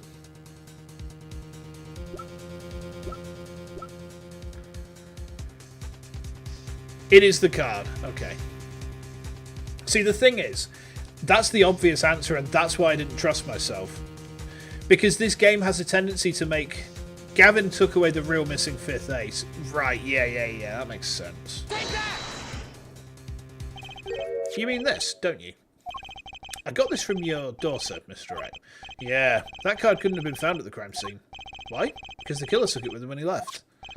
Leaving the wrong card in its place, luckily for us. The court can't accept this evidence. It's a fraud. A fraud? How can you be so sure? I would think the only person who could claim it was a fraud would be the one who took the real card from the crime scene. The real killer. My verdict was already handed down 7 years ago. Then you really... Yep, I forged this card. One look at the crime scene should have told you it wasn't real. But you can't do something like that and call yourself an attorney. Who's calling themselves an attorney, Apollo? So it's true. The rumour is true. 7 years ago. None of that matters much now, does it?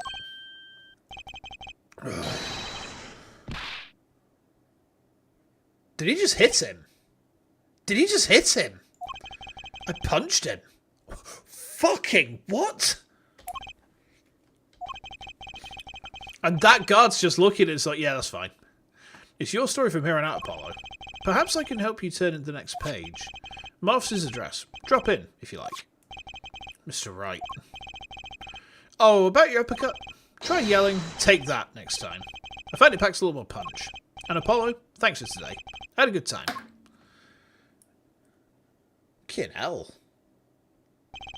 And with that, Mr. Wright walked out the door. And that's how my first trial ended. A lot of mysteries went unsolved. And at the time, I had no idea they were all related. Every mystery that day, connected by a single thread of logic. I find that out soon enough. My name is Apollo Justice, attorney at law. And this is how my story begins. Damn, that was really good. Like, there's one common thread between the first three games. I mean, I'm going to pull over to my just talking screen because we are going to be wrapping up in a minute, but let's pull over here. Yeah, 4-1 was fucking baller. Like, 1-1, kind of mid. 2-1, mid but not as good as 1-1. 3-1, actually pretty decent. Like, it's the next tier up, but a little bit down from like the rest of the cases in that tier. But this one, like this first for a first case, right? This pretty much goes straight in at like high tier immediately. What a way to start. Holy shit. But yeah, we've got ow. Thank you, Dio. Excuse me, we've 4-1 and 5-1 do a very good job at hyping the game. Ow! And 4-1 is the best starting case. It's definitely the best one I've seen so far. Right, I've saved that. Let's get wrapped up. So, we've got quite a few of us here, so let's see if we can go on a raid. I mean, the annoying thing is my cameo sheet is live and I could raid her right now, but she's also playing a game that I don't want anything to do with. You might have seen on... Oh, no, don't throw things at me. Don't throw things at me, fine. Come on, I'm just a little guy. Before I go, a couple of things. There is a game coming out from an indie dev who contacted me on stream relatively recently. A demo of it has actually just hit Steam, so I'm going to pop it into both of my chats here for you. There we go. So I'm going to be checking this out on stream at some point in the near future. I don't remember exactly when, but it's kind of... someone has described it as an Edgeworth sim in Artsotsuka. So, a blend of Papers, Please and Ace Attorney.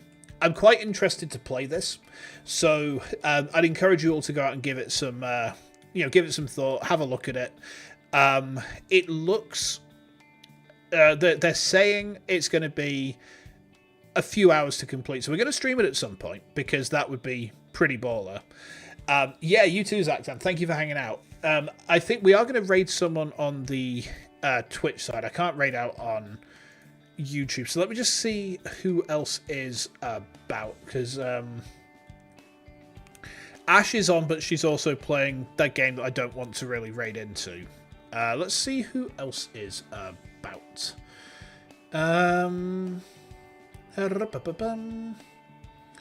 Let an AI choose. No. No.